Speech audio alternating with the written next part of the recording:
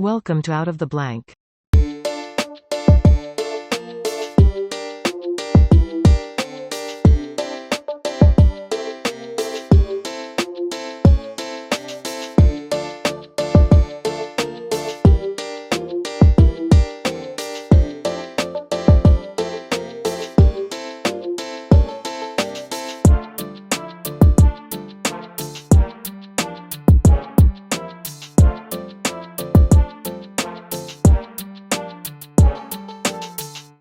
Welcome to another episode of About the Blank podcast. Cecil, it's been a long time. Pleasure to have you back on. You got the Star Wars shirt and the Star Wars curtains. Sir, you are a man of myth and legend.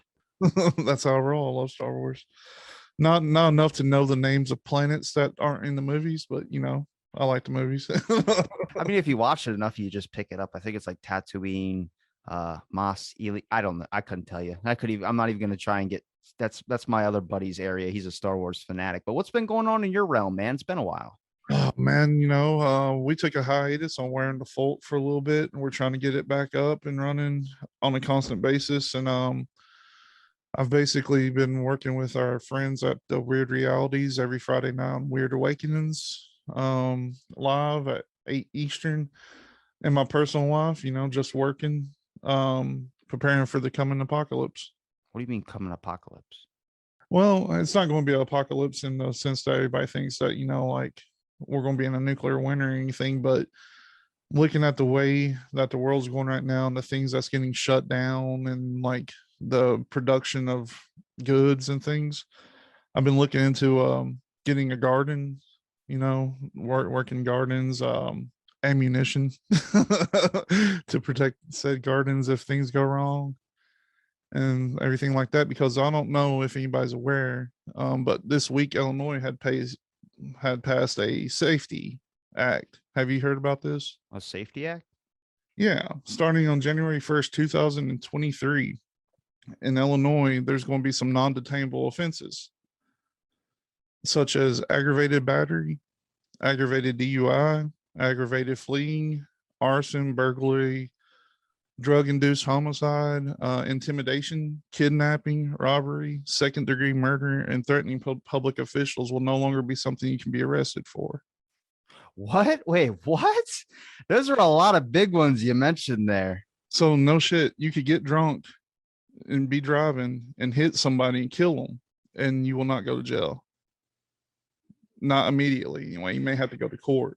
This is like my biggest fear, is only because whenever I say I probably have more libertarian views and people just assume you just want to destroy the government. I'm like, no, I don't want that at all. But I think the government's needed, but we have to have a measure in place. And then now you're saying like, oh, no rules. It's going to end up being like Oregon, where you can just steal shit and not have to worry about paying anything. Worse. It's going to be worse. Like last night we were talking about like, we could literally go up there because right now Illinois has extremely strict gun laws. So somebody from, an area like where I am, where you can carry a gun without any kind of permit or anything, you can get as many guns as you want. You buy them out of the trunk of a car, and it's perfectly legal here in Kentucky. So somebody could go up there. I keep saying we like I'm going to do it. I'm not doing it. I'll do it. I'll go with you. But we could find a 70-acre yard farm or something and take it. Wait, what? Without paying for it? Just yours? Yeah, like just take it from the people that live there, like run them off, and then go rob a bank to fund our living on that farm, and the cops couldn't come get us. You know what? Good. It's going to make stronger people. It's going to make people better again. When I say that, I mean is that we've seen like in society, we've gotten too close to being like comfortable. So it seems like our genetics have kind of altered to where like the alpha male is now like the beta male. Let's bring it back to where people were drinking whiskey and smoking like old West days, dude, where you could just shoot somebody in the street if you guys had a problem. You didn't get in any trouble. You just kind of like you settled it. I mean, I could live with something like that, but the issue with that is there's just too much greed. Like back then, there was greed, but it wasn't as prevalent. Now people were just living their lives wanting to be left alone, essentially. Now, like if I have, I don't know, let's say a car that somebody else wants, in a situation like that, they'll just come kill me. Back then, if somebody had a horse that they wanted, it's less likely that somebody would kill them, over a horse. Well, it happened. How many people could ride a horse? And back then, everybody, I'd imagine that was the mode of transportation. It's kind of like driving a car now. Well, there's some people that don't have licenses and just take a bus everywhere. Oh yeah, I forget. I live in the country. Everybody has to drive. Everything's forever It away. has to be a truck with 4 tires on it that are extremely jacked up, I'm guessing. No, I got Sentra. Let's just move out into the mountains. I think that's probably the best protocol to do anything is just isolate from people. Everybody's crammed up into a city. So it's going to be very, very difficult if something goes down to where you can get out of the city or be protected. Like if zombies happen, then you're stuck in a city. But if you're in the country, it's not really a big problem. And if you're on an island, you're fucking set. Yeah, like with this right here, I've not read too much into it because it just happened. So it may be like some other stipulations around it, but they got those listed as the non-detainable offenses, which in my eyes are you can't be arrested for it, not immediately anyway. But it feels like it's a slow roll, and this is probably like a test run or something. Somebody mentioned that it was a mistake in the bill because they were where Illinois had recently became fully legal for marijuana. They were trying to get a bill to get people released out of prison that were just there for marijuana charges and no longer be able to be detained for marijuana. But somehow all this other stuff got into it as well. I don't mind the openness of marijuana, I would say, but I also just there's a little voice inside of me that just goes, they're just trying to dope everybody up. It's like the easiest thing to do. You're so passive when you're high. It's not even fun anymore. All you do is think about shit like really, really deeply, or you keep laughing to where you can't hold a conversation with anybody. I was a pretty big pothead for a long time, and if you can tell by my laugh, because it's a reminiscence of that. It's leftovers. But I smoked it from time I was 12 till I was like 27. So I've been quit for about 9, 10 years now. But yeah, you're right. It does make you really passive. It gives you a sense of not caring about a lot of things. I wonder if just dropping everything and making it like Mad Max scenario is just going to have it for like a test where people can just ramp it back up and be like, we're going to lock down full protocols because you need us. And then it's going to have people's, I guess, safety. They want to be protected. That's just the weird thing. Whenever we get scared or wherever we get something like new change, we always give the power to somebody where I'm just like, why can't we just do anything cool?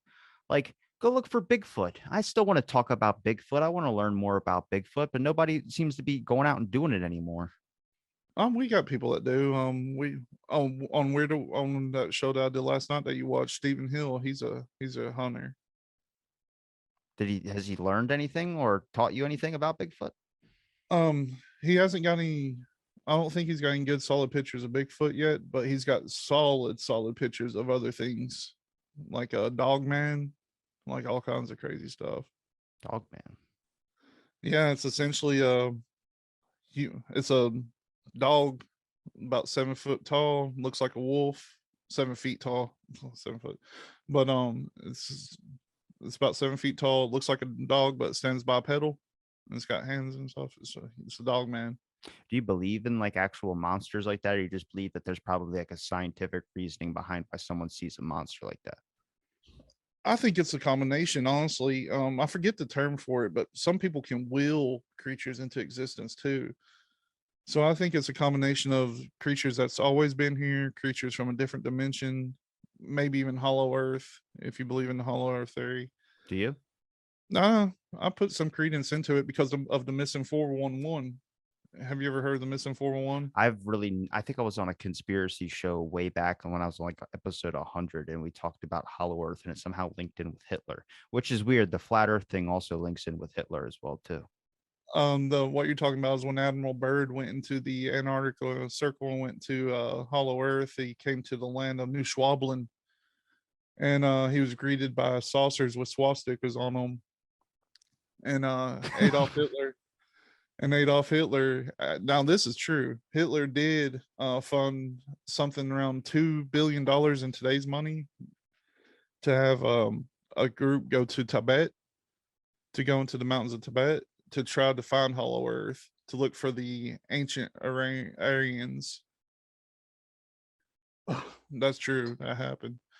But I don't question that stuff because whenever someone brings up like the Nazis, I'm like, I don't know. They were doing a lot of shit that sounds like magic or sounds impossible, and they were somehow just making it work, man. dude,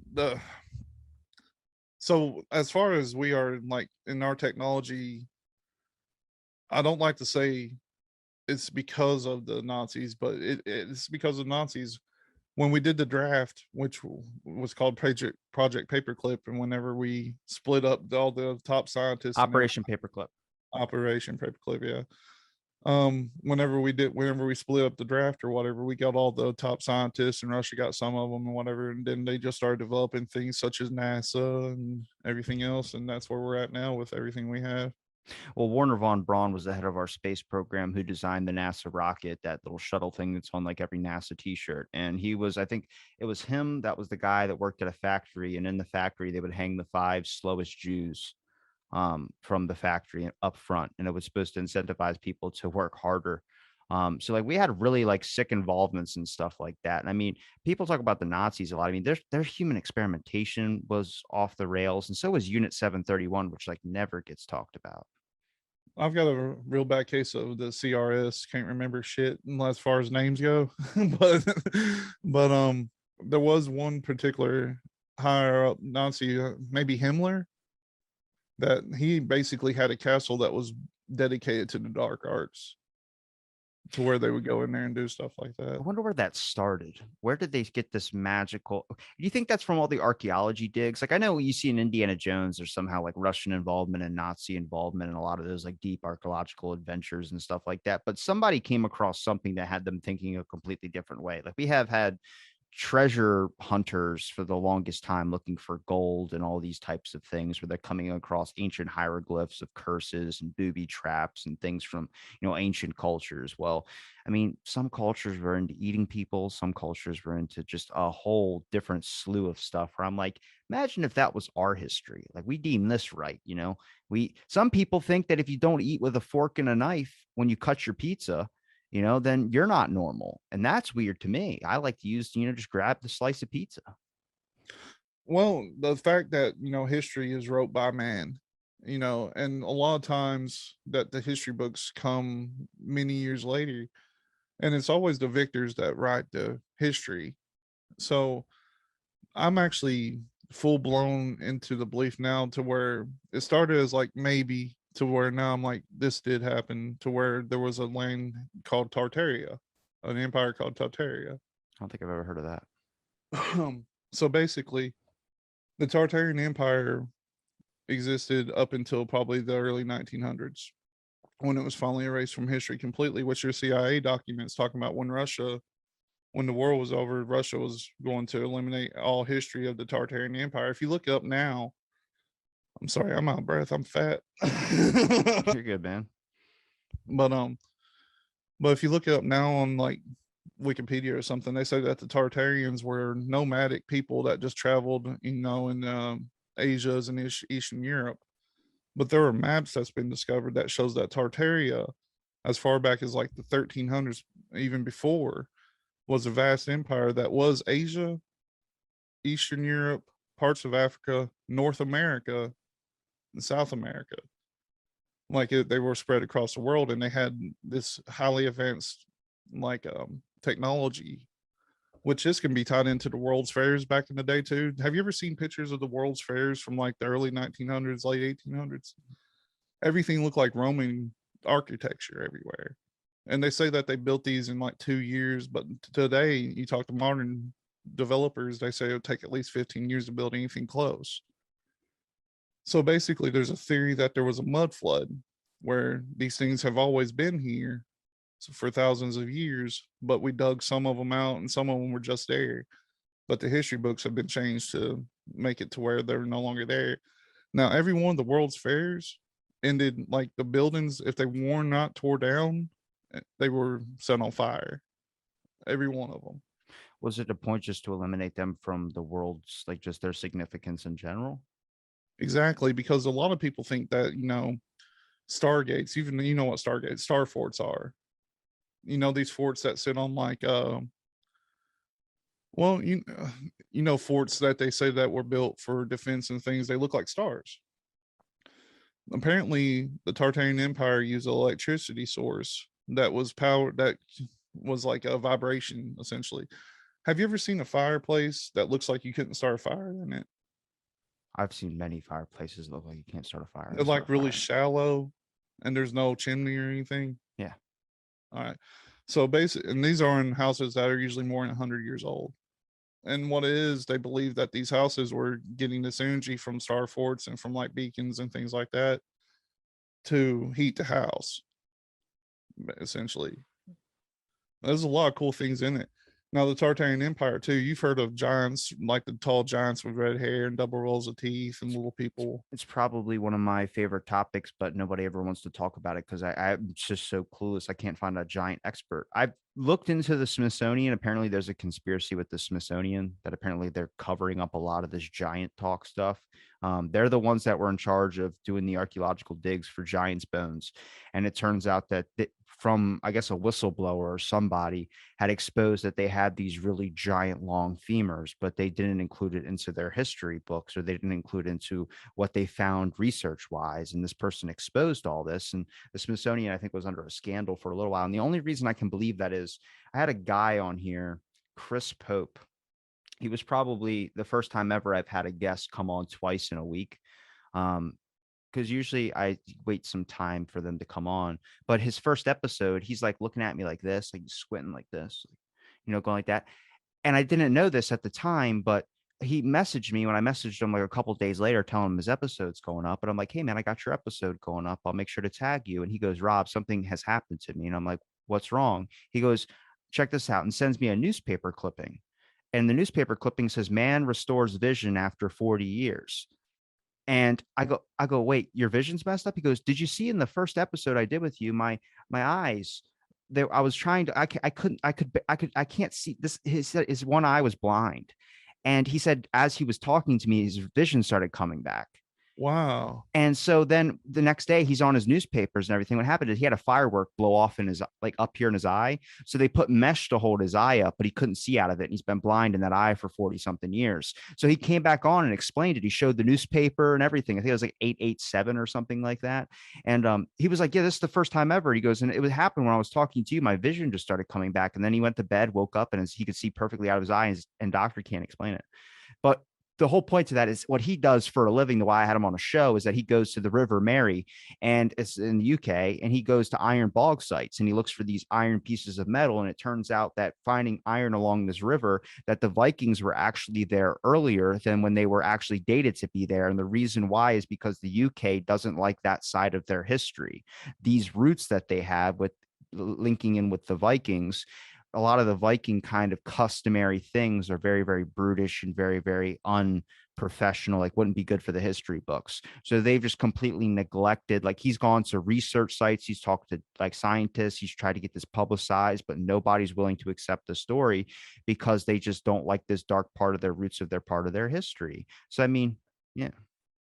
Exactly. That's the thing. Like, people are rewriting history, and that's what's got me really scared about the trajectory of the world, because I believe in numerous resets, that humanity reaches a certain point, reset. Humanity reaches a certain point, reset. Like right now, they're saying that modern humans are what, 300,000 years old, like as a species. I couldn't tell you that one. But they're finding artifacts now that are like 400 or 500,000 years old from before modern humans supposedly came around. And like, you can even look at the Sphinx, for example.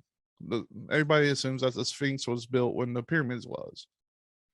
There's new evidence that shows that at one point the Sphinx was underwater. Yeah, the erosion marks on the Sphinx, I think it's Graham Hancock that discovered that.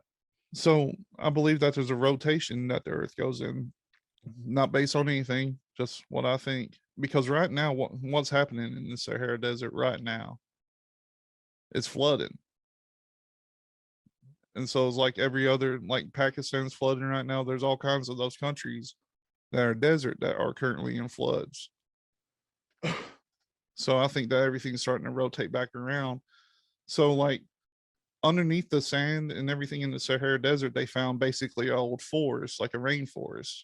So I think it's going to eventually develop back into a rainforest. The sand that's there, they have no idea how it got there. And it's hundreds of feet deep in some places. It's weird. It's a weird time that we're living in. It really is, because there's so many new things being found. As soon as it's being found, it's being scrubbed. And I don't know if that's something that would be like conclusive with all histories before resets or not, or if it's just this particular time period. It's weird.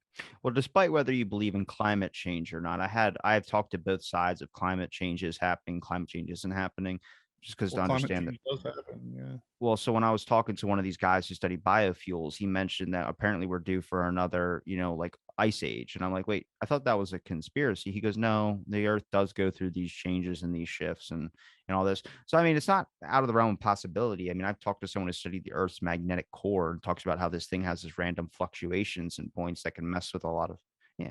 Well, yeah, that's a very controversial point though, because when does it? And people don't have an estimated time of when that could be. It's kind of like that one volcano that's supposed to blow at any moment. They say it could be from now between 1 and 10,000 years or something. Yellowstone is the ticking time bomb. Like I understand that, but it goes off every 600,000 years, and so there's always a rejuvenation. Well, I believe that like the because what you mentioned before about these star forts, these things, these people using technology that seem to be linked from a star fort. That's what we're doing now with AI. We're like doing the opposite. So I mean, if we talk about civilizations resetting, it is a possibility to the fact that they had a different version of what we're now doing when it comes to living architecture. I mean, living architecture systems. I had a guy on here explaining how we could redesign cities to be more self-sustainable, and these buildings would have not just one renewable energy, but they would have solar panels on the top. They would have a wind turbine above where the chimney would be. And all these buildings are connected with AI. So the building is essentially alive. And you just make copies of these buildings that are all linked together on a grid, and the grid is nearby. But we would have to reduce our size of our living standards. You can't live in cities like New York anymore. You have to reduce your structure size to a specific spot. Like you would have to, the size of a neighborhood would be like, yeah, we'd have more neighborhoods. We wouldn't have cities anymore. You'd have to reduce all cities and let up. You would have to plant farms. You would have to do a bunch of stuff. And you create your own food for your community and bring it back to the old style methods that seem to have worked for a very long time, where they didn't have any food complications. Trade. I fully believe in a trade system. That would be like each community have their own trade system where this house does this house does that house does that, and this, and everybody just trade amongst each other. And I have a true fear that in our lifetime we'll probably be in that situation to where we'll have to trade for food, trade for resources, essentially, because they're shutting down manufacturing plants for copper, all kinds of stuff, like all across the world.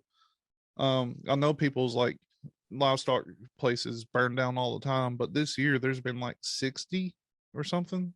I'm not sure on the exact number, but a very high amount of livestock places, processing centers that's burnt to the ground. It's strange. There's thousands of them, but the ones that's burnt are like the biggest ones. And I don't know if you know this. I have a buddy that's drove out through like Kansas and places where they do all this farming. And throughout the summer, he's like, most of these farms don't have anything on them. It's like everything's dead. So we're growing less food. We have less processing plants. Our cat, like our livestock, are dying at ridiculously weird rates. Did you see where there were like, I don't know, like 3,000 cows dead at one farm Mm-mm. for nobody knows why? It's weird. Past couple of months I've been stuck in 1963, so I haven't really branched farther out to the newer stuff yet. I've tried to talk to people about, like, I've talked to people about the supply chain. um it's just the I think the media has a lot more power in a lot of aspects than we realize. The media is probably pushing that, like everything's fine, or they're only sticking turmoil onto war and all these other aspects, but nobody even talks about Monsanto's. I mean, Monsanto's is this crop chemical thing that sprays this pesticide on these crops, and it's like going into our food, and it's very harmful and toxic. And not only can you not sue Monsanto's, is that the farmers that use this pesticide by signing an agreement on their crops, what they didn't tell you is that when the crop heats up, when it becomes hot out, the pesticide lifts up like a gas, and it goes down from the wind and gets into another farmer's crops who didn't sign to use that. So then Monsanto sues that farmer, even though it's not their fault. It's just how the pesticide goes. So now we're in this weird area, and we just have too many ties with big business. And big business is like, I do believe in that elite class system. I think you can pinpoint that to the Industrial Revolution. I mean, Vanguard, BlackRock, man. I've talked to plenty of people about the Industrial Revolution when it comes to like just the economic side of it that tracks a different point of history, and then there's benefits and negatives. There's kind of two branch roads when it comes to the Industrial Revolution, but that's a turning point when you started to see class, I guess, shift, which is that the people who ran these steel factories, who ran all these monoliths, these governments, oil, coal, all these things, they got exceedingly wealthy, and they have surpassed the general public. And now those people and their families set the rules for how things go. And you can And they believe got it or you exceedingly don't. wealthy. They got exceedingly wealthy on things that we have inventions to bypass. Is another thing that's insane. Like oil, we technically there's a like vehicles are the number one consumer of oil, I'd imagine, because of the gas and everything like that. There are multiple inventions of vehicles running off marijuana byproduct, water. There's a guy who made an electrical car that has a self-generating battery in it. When the wheels turn, it regenerates the battery. It could run forever, but they don't allow that stuff to come out, and it's because of the elite class. Well, they buy people's patents and people's inventions and then stock it forever to where no one ever gets to use it. I mean, it's the same reason why the Navy has probably, let's say, probably 50,000 something documents just locked away, stacked from ceiling to floor, stacked ceiling to floor, couple, so many stacks of this. And they're just movies. They're just movie scripts that the government bought and did not let get produced, whether it was going to be a controversial take on something, whether it was going to be whatever. It's why Oliver Stone had to go overseas to get funding on his JFK movie. That's why Platoon was an issue. There's documents on the FBI website about Platoon. I just spoke to a couple people. Like, I've been getting really into the CIA and the FBI, kind of like, when did they really start getting their hands into stuff? Dude, they have CIA and FBI people in the higher education systems. And it's just an agreement that these universities have. They don't have to disclose it to you. They don't have to let you know that the government or FBI or CIA is being informants or being plants inside your institutions. What they do is they look for Russian spies, they look for Chinese spies, because we have these things called Confucius Institutes. And this kind of leads into a little bit of the woke movement. These Confucius Institutes, what they do is they teach you, like, if you go to a Confucius Institute we have one in the States, and it teaches you about China. Well, it teaches you like the horrible corruption that China has. So it makes you kind of hate China. It makes you seem really mad that the CCP is like, I mean, who was it? Donald Trump sent back a ship of, I think it was 10,000 pounds of human hair, where they got, and this is like when he did this was like 2017, 2018, maybe. No, it was 20, had to be 2019. We got a ship that was caught in customs from China that had human hair in it, and we refused and sent it back, and China called us racist. And we're like, no, no, no, no. We know you have Uyghur Muslims in your concentration camps down there, and we do not think that you paid those people for that hair. So you shaved these people's heads forcefully, and you gave it to us, and we don't want it, so we're sending it back to you. And then they called us racist, and it jumped on this whole movement where they ended up banning Nike from, all this type of stuff. And I think it was that's why you see those basketball players that wear like the free the Uyghurs on their shirts and everything like that. They're doing that because there's a whole area that we're not talking about, and it's the CCP government capturing these people. So all that aside, I lost my train of thought. But it's the Confucius That's Institutes. very That's right. interesting because it's very interesting because like that's an interesting topic right there about the concentration camps that they have in China. You don't hear about that anywhere. Well, we know it exists. It's just people don't want to talk about it. We don't broadcast it. I mean, we have people that we lock up that we don't like over here either. I think me and you at one point talked about the Clintons' body count, like their kill list. I mean, they're not hiding. They're getting rid of. Like I said, if I made a documentary about JFK, I might go and disappear. Or if I made a document about Disney, then I probably would disappear, because that's more likely that I would disappear from Disney. But the point I was saying about the Confucius Institutes, so the CIA and the FBI, what they do is when a person from overseas, like from China, comes over to this country and they want to go to one of these institutions, they meet with them and they say, hey, can you do me a favor? I will pay you $1,000 to write a paper on the Bay of Pigs. And they go, okay, I'll write a paper on the Bay of Pigs. So they write a paper on the Bay of Pigs and they come back and they get $1,000.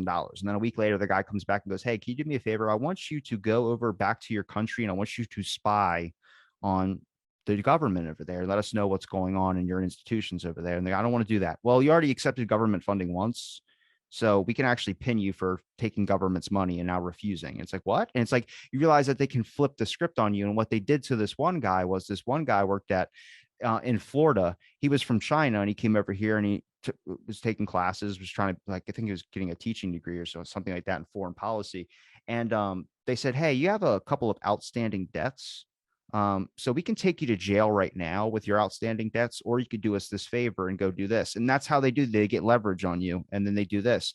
But the institutions don't disclose that. But the Chinese government does that too. We had a Cuban spy that was in one of our institutions that was spying on us and learning more about our foreign policy. And apparently, I didn't know how far this went. The guy told me one of his chapters in his book was they had a research thing about invisibility, about trying to switch light wave particles to make sure that you can, basically the light waves go around the object. And a professor was teaching this and they were doing experiments working on it. Well, the government pays universities to do classified research and unclassified research. And that's another way of doing classified research, is the government will pay you to look into a visibility and hopefully get some of that research to use it for their military.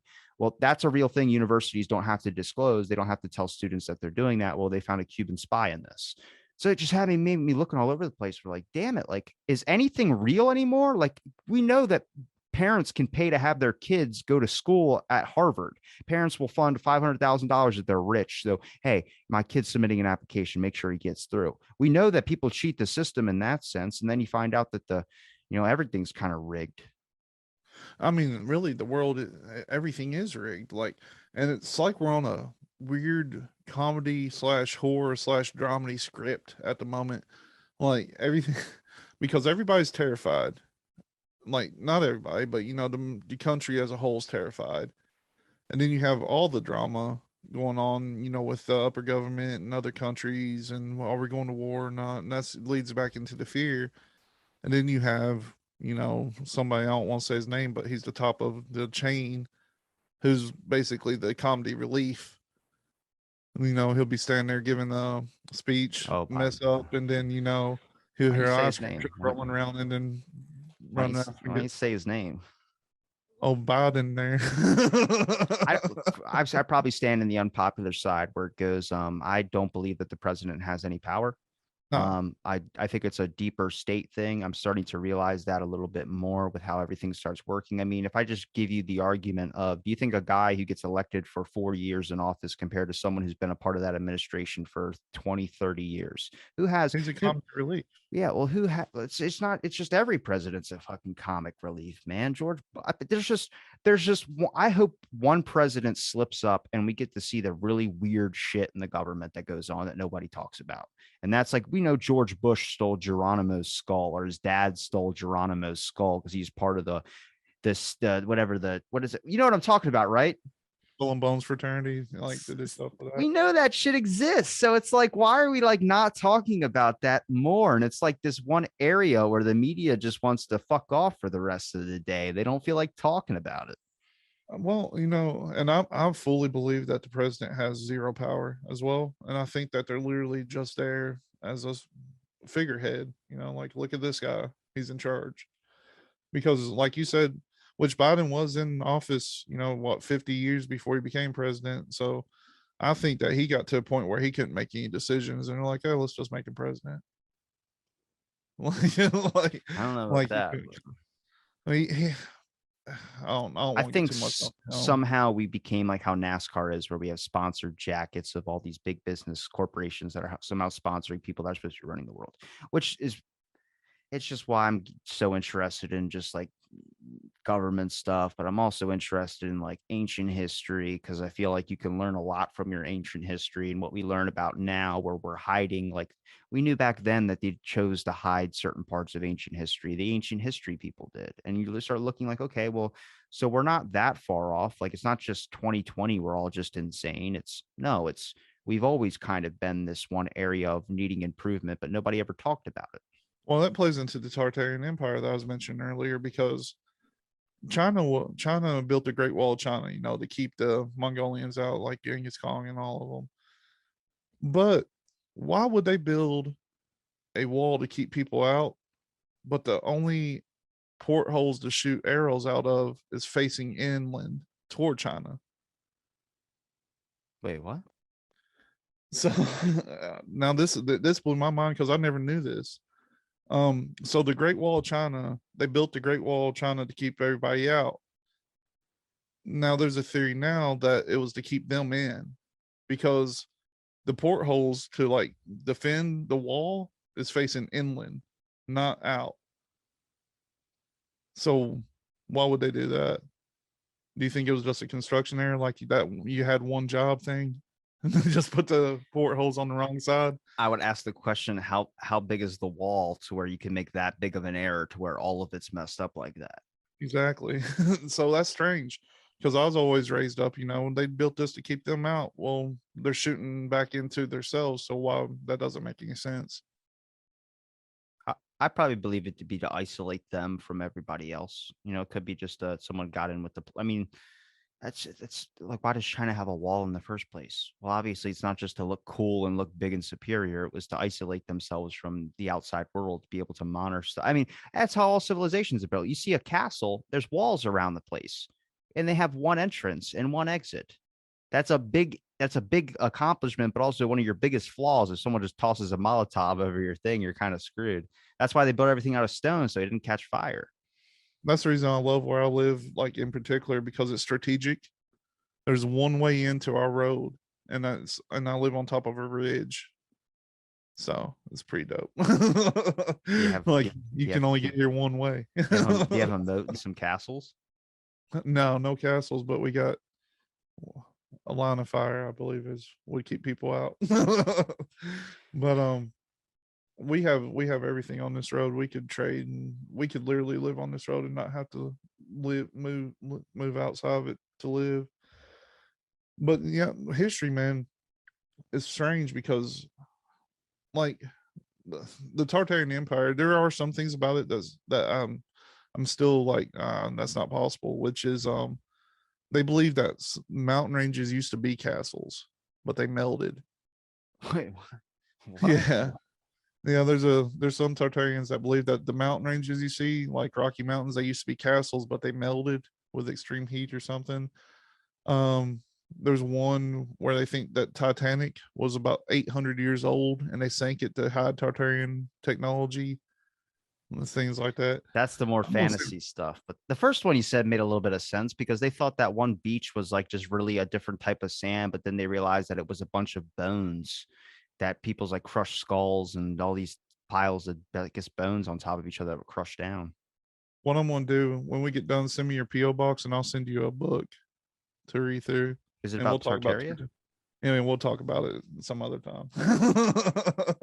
What I mean, I mean, we could stick on the government topic, but you said you had some stuff. I'm kind of curious to what you had planned. Oh, just Illinois, and kind of going into the climate change. Like Oh, Jesus. with the This is climate this is change, the most it's not controversial topic. it's not crazy. I'm just curious to why this is happening like it is now out west right now. They're having the worst droughts in history, biggest heat waves ever. Where you live on the East Coast, how much does it rain where you're at? It's the past week. It's been a little bit cloudy and a little bit rainy, but I mean, everything's been. It's now starting to cool off a little bit. It was hot, probably like in the high 80s and things of that sort. But I mean, I live in a beach town, so it's typically like that. I mean, I don't know. The weather's it's unpredictable. I mean, Maryland, it changed. It could snow the next day. Like Maryland's like all over the board. Dude, I live in Eastern Kentucky and it has rained at least 2 or 3 times a week since like January. So we are abundant. Like we had a severe flood here not too long ago that took out like a lot of land. And so we're flooded, and over here in California, they have no water. Like it's strange to me how that works because America was used to be strategically the best place to live because you had all the different environments to where you could grow things and you could do this here and this here, this here, this here, this here.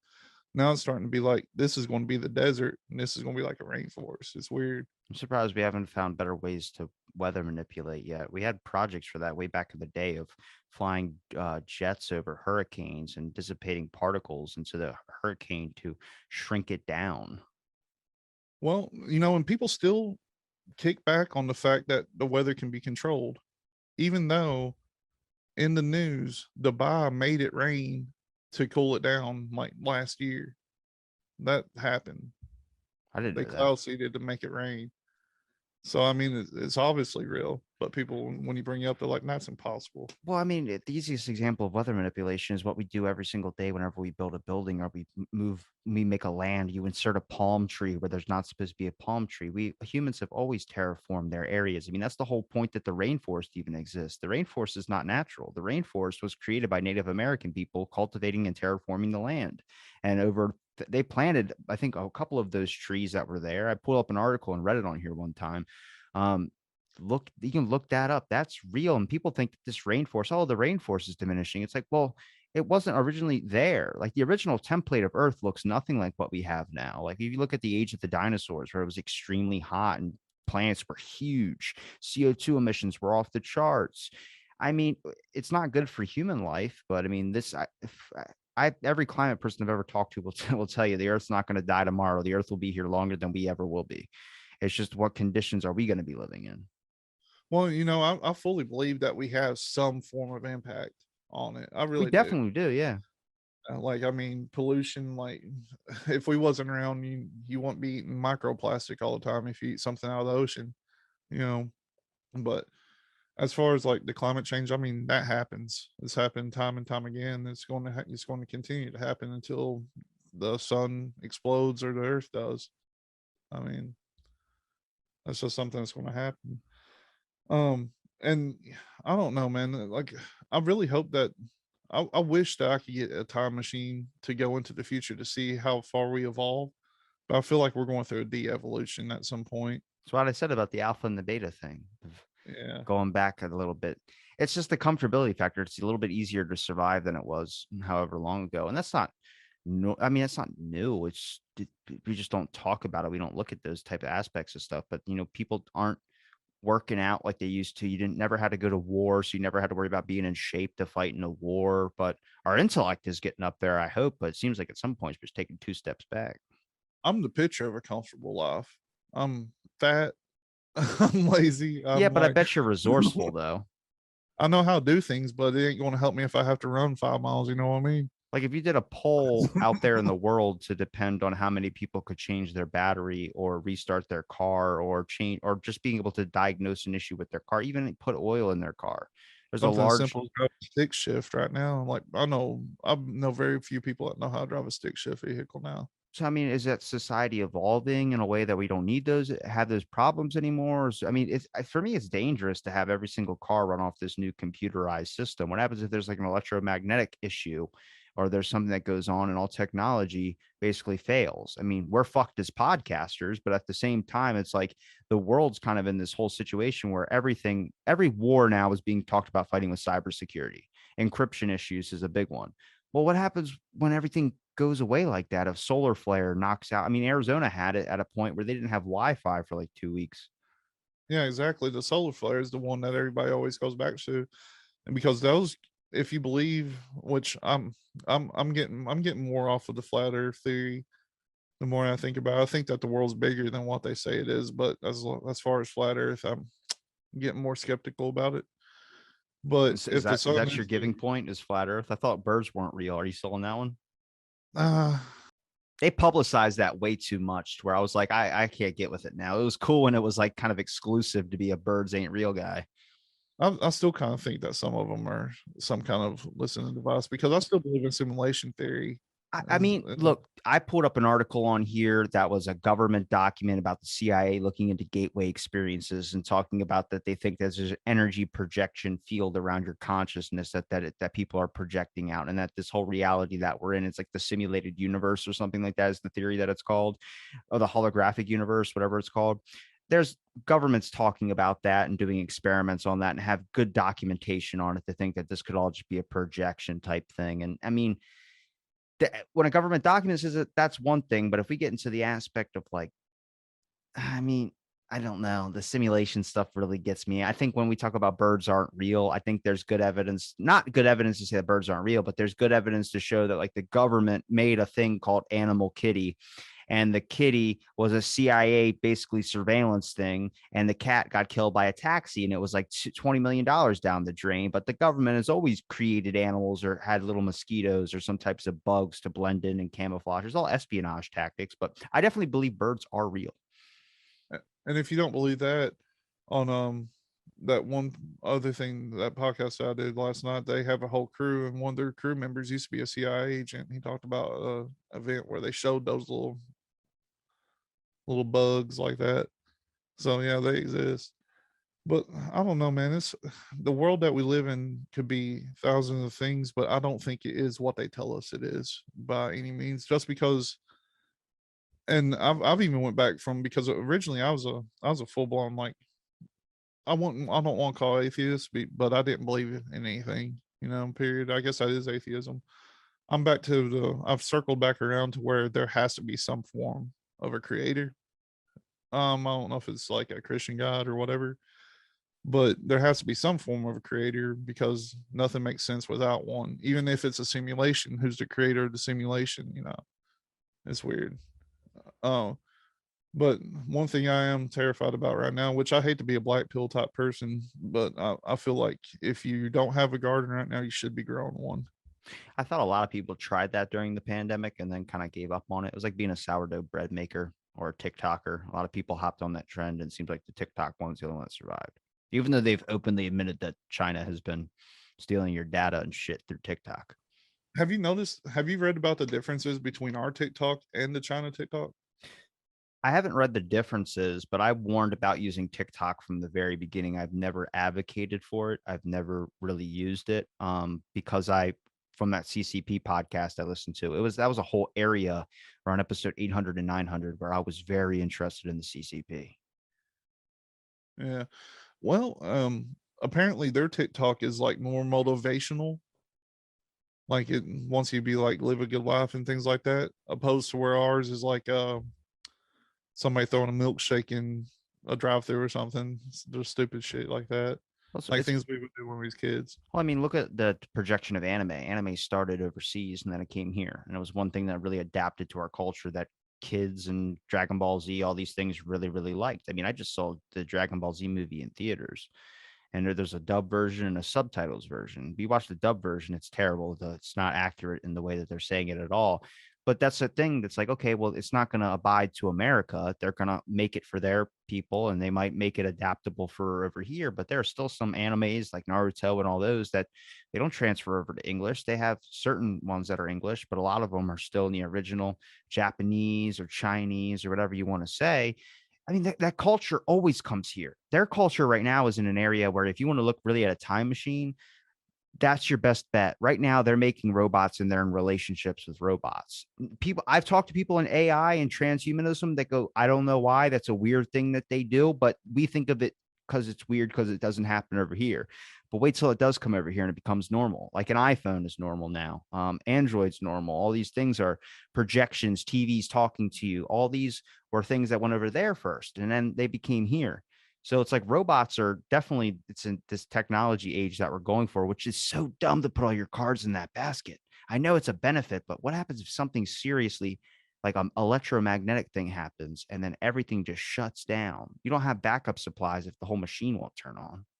And and the technology that we do have now is so strange, because I'm what you would call a Zennial, I guess. I'm like the cross between the Generation X and the Millennials, because I was born like right on the cusp. I was born in '85. I'm gonna be like 36 or 37 this year. You look great. But I grew up with that technology, and when I was like 10 years old, I wouldn't imagine having this, like a computer at my hands to find anything I wanted to in the world. Like, I remember having to remember phone numbers. I can't remember any of them now. Like, but I miss the payphones though, where you used to go up and yeah, you could prank call people. that wasn't my era, but I remember going to one when I was a kid, like, oh, it's in a museum. You'd grab it, be like, okay, like something like that. But now, I mean, this just makes it more difficult because before your parents could bullshit you and like tell you that they love you, and then now you can just Google it and find out the truth. Like it's a little bit harder. Find a post from when you were born that says, "Damn it, this baby's killing me. I wish I never had it." Things like that. And that's another thing. Like, we live in a world where everybody knows everything about each other, or that can be found. And a lot of people, you know how like if you talk about something and just like, I'd like to have I don't know, like a Bob Ross figure bobblehead or something.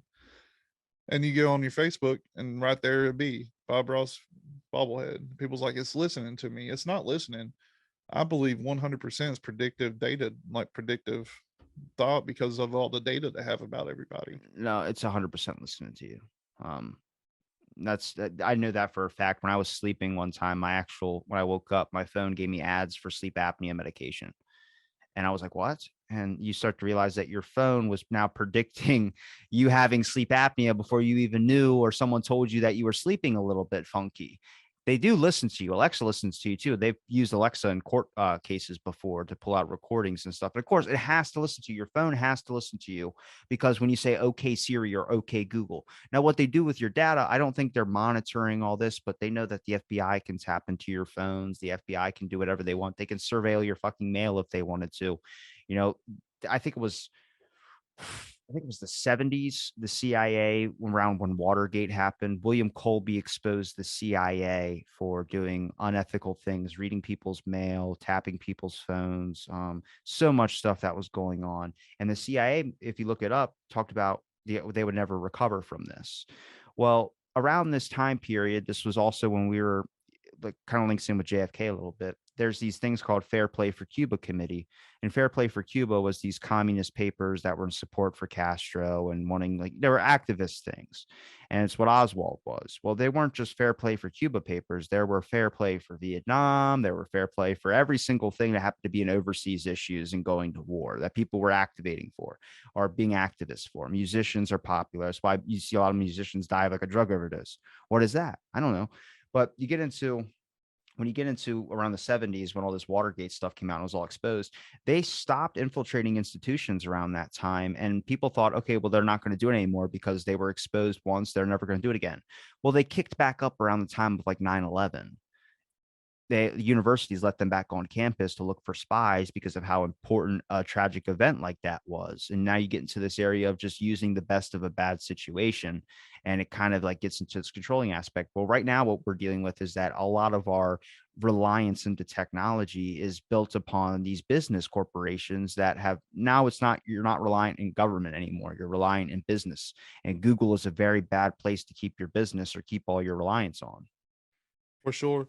I want to go back because I do know they listen to you, but I want to pose this to you as just a train for you to see this happen for yourself. Me and my partner, my podcast friend Toli, did this to where we think that they have so much data they can predict what you're going to think about. Just think about a song that you've not listened to in 10 years. Don't say the name, don't hum it. And if you have Facebook, start scrolling through it, and then I'll put money within the next 3 or 4 days you'll find that song. I'll believe in technology if it can just stop giving me spam calls. I don't know how it happens. I get like 15 a day and it's pissing me off. That's the ideal spam calls. I like messing with them, don't you? Like when they, especially the car warranty. I'm like, yeah, I wouldn't mind getting a new This warranty. one says, hello, welcome to Rent to Own. And then I'm like, they called on, like, I'll read the numbers on air right now. Fuck it. How about that? Everyone can call these numbers because they keep changing. We got 443-787-4399, 608-292-9894, ones or 757-601-5064, 443-784-9951, 805-221-6568. It's all the same spam call. They just changed numbers. Once my phone flags all of them when they come in. What it does is it sends it right to voicemail. And my voicemail, you cannot leave me a voicemail when you call. I have a last voicemail from my grandma that's like 2 minutes long. It takes up all my space and I'm not deleting it ever. And I back it up on every drive I have. So there's no point in clearing it out. So this number called from the California number, then called from another number, then called from a Virginia number. And then I called the Virginia number back. And then I got a call from a Pasadena number. I called that Pasadena number. Then it calls me again from a Wisconsin number. And it was like this phone tag. And I told them, take me off your goddamn list because it's 10 calls a day. And it's ridiculous. And the person, as soon as you say, take me off your damn list, the number hangs up. So, but you can engage it and it'll keep going. So if it's an AI, it's really fucking intelligent. I mean, it is. They like the scam. They've elevated the ability to scam people, but I'll tell you, usually the influx in those calls is if you're applied for a credit card or if you're watching too much porn. I'm not watching too much porn. I know that. What's that even mean? What is that? What's too much where your dick hurts? 8 hours a day, I think, is a little bit much. Oh, Maybe cut it back to 7. look, if you have a day off and you just want to get drunk and play with yourself, that's fine. Role play with yourself. It's either that or like, I don't know, dive into like a really dark topic. Like I would like to learn a little bit. I had a Freemason on here one time, the lodge leader. There's two types of Freemasonry. There's the more professional, like we're just going to do this as like a fun thing and then get bowling and pizza afterwards. And then there's like the weird kooky magic shit. And that's just always been in our society, is like this weird magic stuff. That's why I trust all the old ancient topics of like all these religious practices and all these types of things. I mean, cannibalism still happens. Army Hammer is the biggest example. Yeah, dude, that's insane to me that he was talking about that. Because that just goes to show that if he was talking about it, then our conspiracy theories are probably pretty accurate when it goes amongst the whole Hollywood elite. Like, I don't think it's everybody, but it's still weird that Danny Glover was found at Bohemian Grove. So yeah, exactly. It's very strange how that works out. And I would just like to be able to break into it just to see what's going on, but that's not going to happen in this lifetime. Maybe next go around. you have to be a political elite. Yeah, I should have practiced being a better people person when I was coming up. I could have ran for like local government or something. Imagine if they came out and told you that most of our society is still built on the foundation of demonic, like ritualistic stuff. Dude, they just I wish I could get a hold of Tully. He was talking about last night. They just installed somebody into some kind of position to where there's videos of him that he doesn't deny doing Luciferian shit. Like he's like, yeah, I did it. So what? I forget what he is. It's something to do with the health administration. Do you think that the government destroyed the Georgia Guidestones? No, not the not Something the happened to them. government. Someone did it. I don't know why they would have. Because I mean, it's just basically. Well, I kind of get it. Maybe in another 10 years, the Georgia Guidestones will be the furthest thing in the back of anybody's mind. And then whenever the world gets down to that population, then there'd be the conspiracy people like, you remember the Georgia Guidestones talked about this? And everybody like, oh, you're crazy. The same thing that always happens. Even if it's something that's true, if you bring it up later and it's not been in the media for a year or two, people kind of seem to forget. Like Kim Jong Un, North Korean leader. Do you remember at the beginning of COVID, he died? Do you remember that? I was at the beginning of COVID. Yeah, right when it was happening. Are you sure it's like Kim Jong Il? Dude, Kim Jong Un, the new one, it was all over the news for 3 or 4 days that he died. No, they thought they said that was a propaganda thing, that the government was trying to, he was sick or something like that. And he was faking his death to make them and the government reported that he died, but then he was seen walking like a week later. And it was like a fake thing. That's what had me questioning about the queen. I was like, imagine if the queen was going to check who was going to inherit her like throne and everything and see what her family would do with all of her money, where they all start fighting and trying to split up all the $500 million or whatever it was, $50 million, I think. The best thing she could do is not publicize, just say that she's sick, not publicize that, anything, but then tell everybody to let her family know that for a week, all her family thinks that she's dead and they have to keep a secret. And then you just watch the family try and fight who's going to take over the throne. Well, Kim Jong-un, they invited like the sister, I think it was like the evil sister out of nowhere to come in and take over, but then she just disappeared and then Kim Jong-un's back. Yeah, exactly. And that's the way that they do things. Like he was a perfect candidate to protect North Korea from people wanting to go to North Korea. I personally believe, which I have no evidence except for back in the day whenever I was researching things that can no longer be found or proven, which always pisses me off. Like, I've read this. Let me look it up for you. Oh, I can't find it now. Perfect. But they say that North Korea is riddled with ancient like ruins and technology and things like that, and like proof of like cryptids, even like there's proof there. So that the North Korean government, such as Kim Jong Un, was put in place to make people fearful to even go there. It's kind of like, so it's land based, so it's not an island or anything. So you could sneak in. but a lot of people don't want to sneak in because of the fear of death or being put in concentration camps, opposed to Antarctica, where it's impossible to get there. It's hard to get there, and when you get there, you're on the land, and it's all protected by all the governments everywhere. Yeah, but how much of that cryptid propaganda is actually real? Like a lot of that fear is to make sure that people don't ever try and escape, like North Korea. Well, that's what they say, which could be true. I mean, the people there, they have to keep people there to keep the country going and whatnot. So yeah, they do. Well, Yeomi Park is the North Korean defector that like went through like I think negative 20-degree weather and did all this type of stuff and managed to escape with like a bunch of other people that sneaked her out of the country and everything. And they're still trying to get her here. Like she'll tell stories about. She was on Rogan talking stories about North Korea, and people were commenting she's a liar, she's this, she's that, and like defaming her character. And there were spies for the government over there. And you just get to this aspect of like she was talking about how she was afraid that she was told stories that if she tried to leave, that cannibals would get them if the guards didn't get them. And it was like, what? It's like, oh God. Yeah, they got to keep people there too. But I feel like it's a kind of a, I hate to say win-win, but a win-win for that guy to where like he keeps the secrets of his country away from us, but he has all these people that he can still control. That's the way I feel about that. But that's just something I've always thought about. He's a strange cat, but his they did say that his grandpa rode a unicorn, so cryptid right there.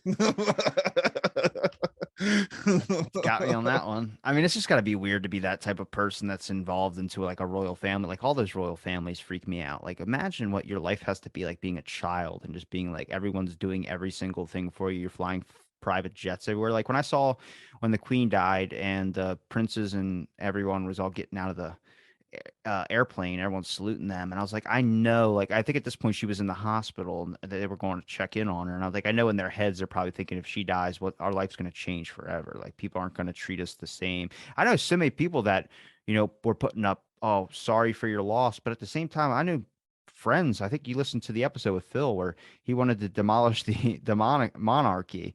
I mean, there's a large population that do not like them, but I guess when someone dies, everyone just immediately loves them. I have no feelings, hatred or anything. I think she was probably a cool cat. Yeah, man, it's possible. I mean, when it comes to the elites, though, I still always go back to my conspiracy upbringing. I'm sorry, I regret to hear that she passed, things of that nature, but it's still not too far from my mind that she could have been a reptilian in some form or fashion. Why? Well, I mean, they're all anemic, which, everybody says that comes from, the generations of inbreeding before they actually got to there. Who says that? I mean, that's just true. The English empire always was inbred to the point to where there was disfigurements and things of that nature. And now this current generation, they're mostly anemic, which is, usually they have to have blood to drink and whatnot, to keep their anemia down. That's the conspiracy side of things. But King Charles II, It's really or third conspiracy. now, That's really uh, conspiracy. well, King Charles III has even said that he was related to Vlad the Impaler. So, and of course, the legends about Vlad was that he was Dracula. And if I'm not badly mistaken, which I could be, but I think King Charles III now, which used to be Prince Charles, actually lived in Vlad the Impaler's castle for a little while. How many of these people are just adapting personas? Like how many people go out into the woods and act like a werewolf and then eventually like we just get the historical record wrong where this guy looked like, this could have been the werewolf of whatever. It just turned out to be a human that was acting like a werewolf. It could have been mental health issues. Because I Yeah. mean, Coulda, mental coulda. health, yeah, it could have been somebody that was psychotic or something and thought they was a wolf. Completely as I mean, you got a possible. guy living in an ancient castle in Transylvania or something like that, adopting this whole figure of being Dracula. He's got all these royal things, whereas like only comes out at night. I mean, that's his persona. Is he a real vampire? No, but how many people back then thought of that when, I mean, look at the Salem witch trials. Some of the first books people were reading were witch books about witches. And then immediately there's the Salem witch trials where people are prosecuting witches. It's like that's when you mean like creating, like manifesting your own reality or manifesting something from your thoughts and your feelings. You create this. It's like when you look into a conspiracy, you end up seeing conspiracies everywhere. Then it's hard to believe what's true or not. And that's like, I mean, that's just look what's going on in our society. How many up ramps of alien movies and sci-fi stuff, and then you got this whole slew of people that are now finding out about aliens and finding out about AI and learning and all this. It's like that's what happened when what was that movie that came out before Area 51 was stormed? Damn it, I'm gonna forget it. But Bob's Lazar's documentary came out around the same time. And then everyone's trying to storm Area 51. And now this thing that says no, that doesn't exist, it does exist. And there's people that obviously we all know about it now. And it's like that was a conspiracy for a while. Now where's Area 52? Let's look for that one. Well, you know, the thing about the government releasing those videos and everything, I don't know how true this is. This is something I heard through the conspiracy grapevine, the truther community. Whenever he landed and reported seeing that, he was called to a hangar, and that ship he seen was in that hangar. And he's like, go over there and touch it. And when he went to touch it, his hand went through it, and it was just a projection. So it's quite possible that it's like that newest Spider-Man movie, not newest one, but the one before it with Jack Gyllenhaal, where the drones were the attackers or whatever, and like little spaceships and everything. That could be one too. Like going back to Project Bluebeam, to where they're just projecting these images, making us think it's one thing when it's actually us doing it. Because when it comes to like UFOs from outer space, I don't truly believe in that, because I feel like we know enough about technology to where we would have something like that now, that they would actually be commercializing something similar. I talked to a guy who studied Area 51, and he mentioned a lot of what these government, it's all government tech in Area 51. It's not like aliens and stuff. But if you look on like academic websites, they found a way to be able to project things without a projection screen, to be able to project things on light particles. So it creates like a hologram right in front of you. I mean, it's not crazy to think that a government jet would have that on their vehicle and then, or on a ship or something, then be able to show that up into the sky or something like that and have this tic tac looking thing being seen. I mean, it's more controversial for people who are alien fans, but I mean, I don't know. There's a lot of stuff. Like there's weird things about culture that I've always written down on these tablets of these giant beings from another world, and people think that they built the pyramids. Where I'm like, man, what do I say? Do I say no to it? Do I say it's bunk history? And then what happens if it's correct on some aspects of things? I mean, there's weird things you can't explain about society. How come Plato had basically the rough draft of AI, what we have now? I mean, he had a more magic perspective about it, but we basically manifested this thing that can create answers and create and solve problems that humans can't, and that's AI. And if you think about it, what's the biggest, like, there's a very thin line between ancient magic and modern technology. Honestly, if you think about it, like they would combine potions to cure ailments, and now we have pills. Yeah, but those potions did not work. I think they probably killed more people. Dude, the Wild West is the best thing to look into if you ever have free time. I had a guy on here talk about a lot of weird things in the West. Cocaine for headaches. Yeah, cocaine and mercury. Like just drink a bottle of mercury. Did you ever see it's Seth MacFarlane's movie where he picks up the bottle and he starts reading, he's like 100% pure lead, mercury, red flannel, there's shirt in here, bits of shirt. He's like, what? And it's just like, if you really look into that, like they didn't like what you wonder why they had so many kids. It's not because they wanted to make extras in case one died. No, it's because you had nothing to do. It was hot, it was boring, and periods of extreme warming, there's just a lot of like growth. It's weird. It's this weird thing. Like I've seen some climate models and they've all kind of sticked around different basis of things, but like periods of cold is very, very difficult. People die.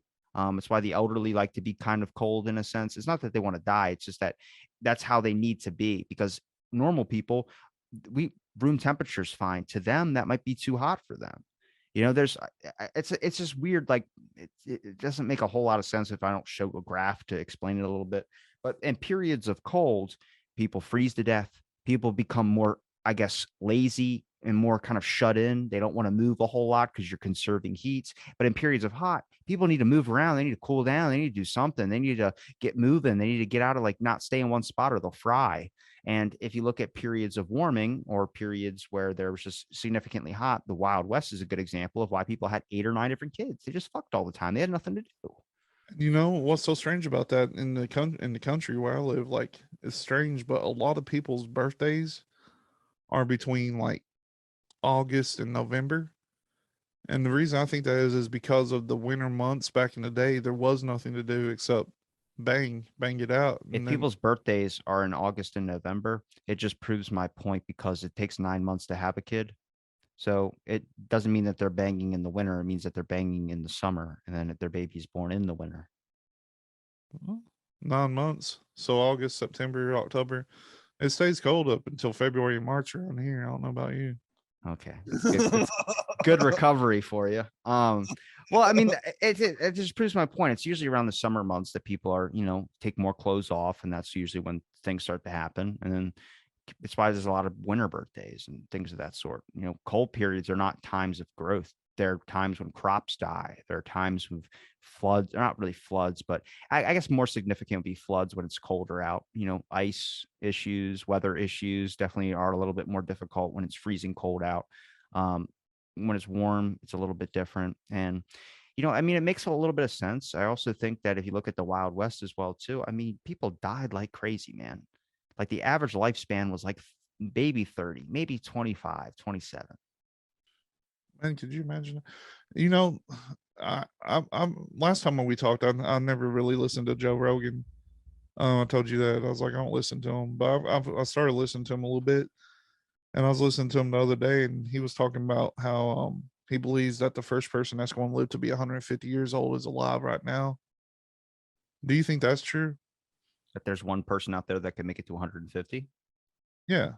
Maybe. I mean, that'd be a lot of luck. Well, I think their whole reasoning behind it is like with the advancements of medical technology and things like that. And going back to that episode you suggested I watch of your guys AI, like not even AI, just transhumanism. Like people from now on, they're getting to a point to where they can manufacture organs and stuff. Yeah, but which transhumanism are we getting to though? Because like that's the weird thing is I talked to probably as much as I've talked to like every JFK researcher, which is they go into like I told you off air, everyone specifically studies a specific area. Same thing with the transhumanism topic. I mean, I like the idea of crytology or what is it? Yeah, it's cryonics, which is freezing. I mean, there's a whole institution that runs that. I had the guy who was in charge of that lab. I talked to him. I never got him on the show. But I talked to him about it and he gave me a basic breakdown of what it is so I could learn more about it. But 3D printing organs, the transhumanism, there's a weird line. Like one of the guys I had on thought you could give this thing where it raises everybody hedonic scales, I think it's called, where you never feel pain, you never have to feel selfish, you never have to feel doubt, depression, any of these types of things, which is like a chemical thing in your brain. And there's other people that just want robotic arms, they want to be cyborged up, and they want this reality that is no longer human, so they're no longer fragile. Then there's 3D printing of skin, um, quantum printing, that's even more difficult where you can literally capture a moment. Like I could capture in my Zoom call right now, I could capture a picture of you where you're at right now, then print it out and it would be a clone, like a moment in time of where you're at right now in your life. And that's what quantum printing is. I'm glad you brought up freezing somebody. This is a little short conspiracy I want to run by you real quick. What would have happened in 2004 if you would search Disney Frozen? I think I told you this conspiracy about Oh, you Disney. might have. I told you this conspiracy my buddy had about the government covering up or Disney covering up a lot of the giant scandals on things. Avengers Endgame. If you look up Endgame, used to be Alex Jones documentary. Wonder Woman 1984. 1984 is George Orwell, but then it's Wonder Woman 1984. I told you that. Yeah. Yeah, you might have been the one that told me that. I went down a rabbit hole and I was like, Jesus, It's a Disney is lot. getting over everything. Yeah. Like, It's a, because now if you search Disney Frozen, it's the movie, but used to it was Disney's Frozen Head somewhere. Like, yeah, it's my buddy has a good that's my buddy's conspiracy. It's a good one. It's a really good one. That one was one I really tried to like not believe, but then I started looking into it and I believe it now. I went through the FBI document on Walt Disney. It's a weird relationship they got there. And I think that's what gives them amnesty in a lot of things. Because I think like the church probably had a lot of amnesty with the government for a while. It just seemed like the church and the government never wanted to communicate. But it seems like they've had this working relationship where it's like, you don't look into our shit and we don't look into your shit. Like we'll make you tax exempt. We don't care. Just don't mess with anything that we do. We go to war, you don't make a damn speech about it. And that was how things went. And then I think that also reached out to big businesses. Like Google gets fines that a normal person could get. And I'm not the type where I think that just because you make more, you should have to pay more. But I think you probably should be obliged to. Like if you're Google, you shouldn't be rolling by. Like if you're Bezos, you shouldn't be paying the weight of like a normal person. You should be doing a little bit more with your money, not just like I think he spent 1.6 million or something to sit in that giant robot that was built and be able to like on TV and do all that. I'm like, really? For what? 20 minutes in a giant robot? And he's like, yeah. $1 billion yacht. I mean, if the Like, government came to you and said, I would make you a billionaire, basically, by you get to be in this shell company and all you got to do is be the face of it. But then you get nothing but bad publicity. You get nothing but people shitting on you, but you have all the money in the world. Do you think you're going to care? no, I'd do it in a heartbeat. Yeah. But like, sign me up. Let's make me pretty. I think the government probably has shell companies or some types of things with a lot of things. I think I learned that from when American business people go to China and they think just because Chinese people can't speak English very well, that they can somehow manipulate them into doing business deals and end up becoming like really successful in China. Well, eventually these Chinese people would basically be dumbed down in a sense of like dumbing, oh, like try and speak very bad English. And then they would end up owning the person's company and the person would be bankrupt without their idea. And it's like, that's how they were getting over here. Dude, I'll tell you right now, they're not even hiding it. I didn't believe this either, but there's two companies named Vanguard and BlackRock. And I forget the website because it scared me whenever he was showing me. You can look up any corporation and see the investors, and it's BlackRock and Vanguard on every single company, even to the point to where like they're investors in the company I work for. I was like, holy shit. And you know who owns Vanguard? Who's an investor in Vanguard? Is BlackRock. Isn't BlackRock the same guy who produces Neil Young's music? Nah, it's different. It's a corporation. It's a hedge fund. And you know who owns BlackRock? Vanguard. So these two companies that own each other own everything else, and they're hedge company, hedge funds. Well, It's that's what they'll eventually do with Facebook. Facebook will eventually become a shell company, and then it'll all become into the metaverse. So you can sue Facebook, but then Facebook is nothing. Like that's the thing. Like, did you see Zuckerberg's interview on Joe Rogan? I listened to about 15 minutes of it, and I was like, this motherfucker is boring. Well, he started going in like an hour in. He started going into what the FBI reached out to Facebook saying that there's some Russian propaganda going around and we need you to flag it and lower it at the bottom of the search results. And what that Russian propaganda was deemed was the Biden laptop thing.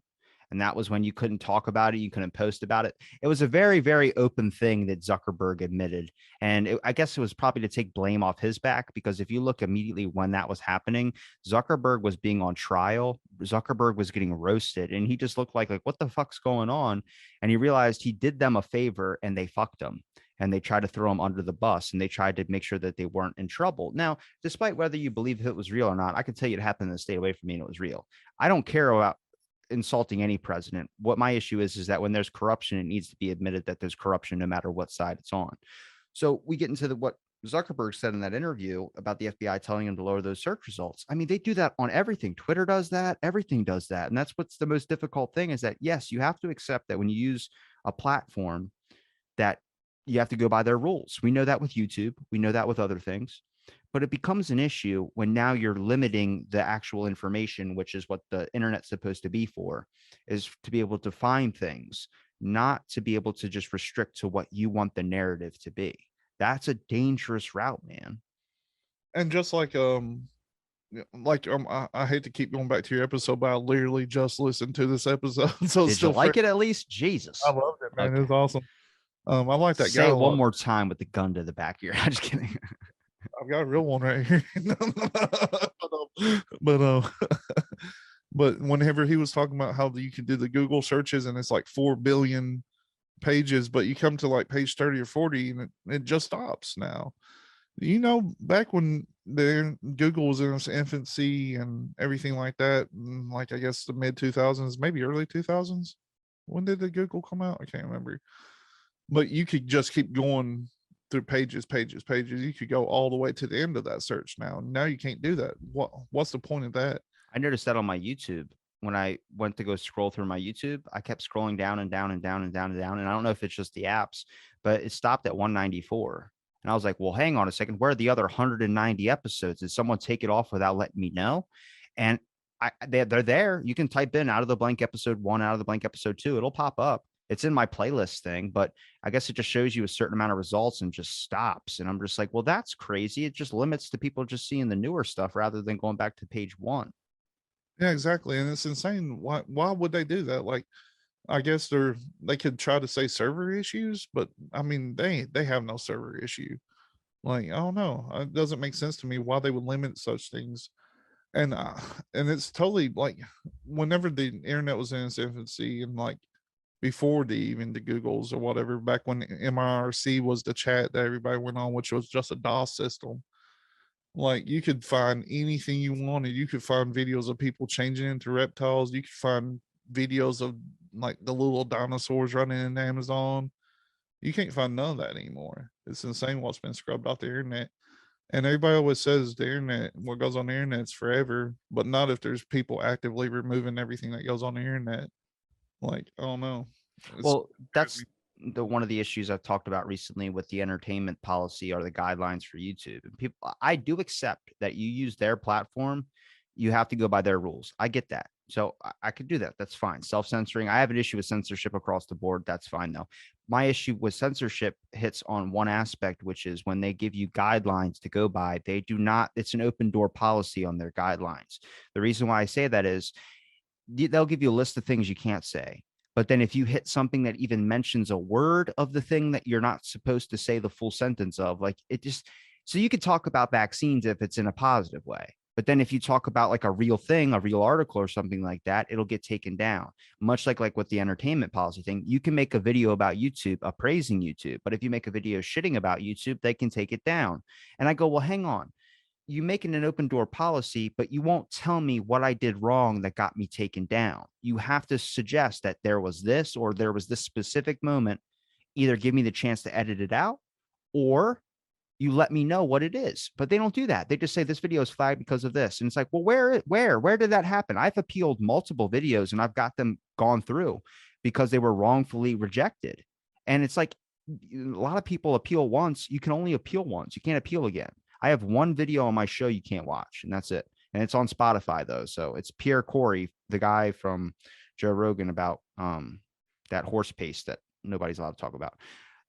So I mean, if you when you leave an open door policy about stuff, that's an issue. Like if I just banned your channel and you're like, what the hell happened? And I don't tell you why I banned it, you're gonna make the same mistake again if you do it on another channel. But it's just if they don't like you, they can just do that. And that's the bad part about an open door policy. I think you should be specific if you set rules so people make sure they don't break them.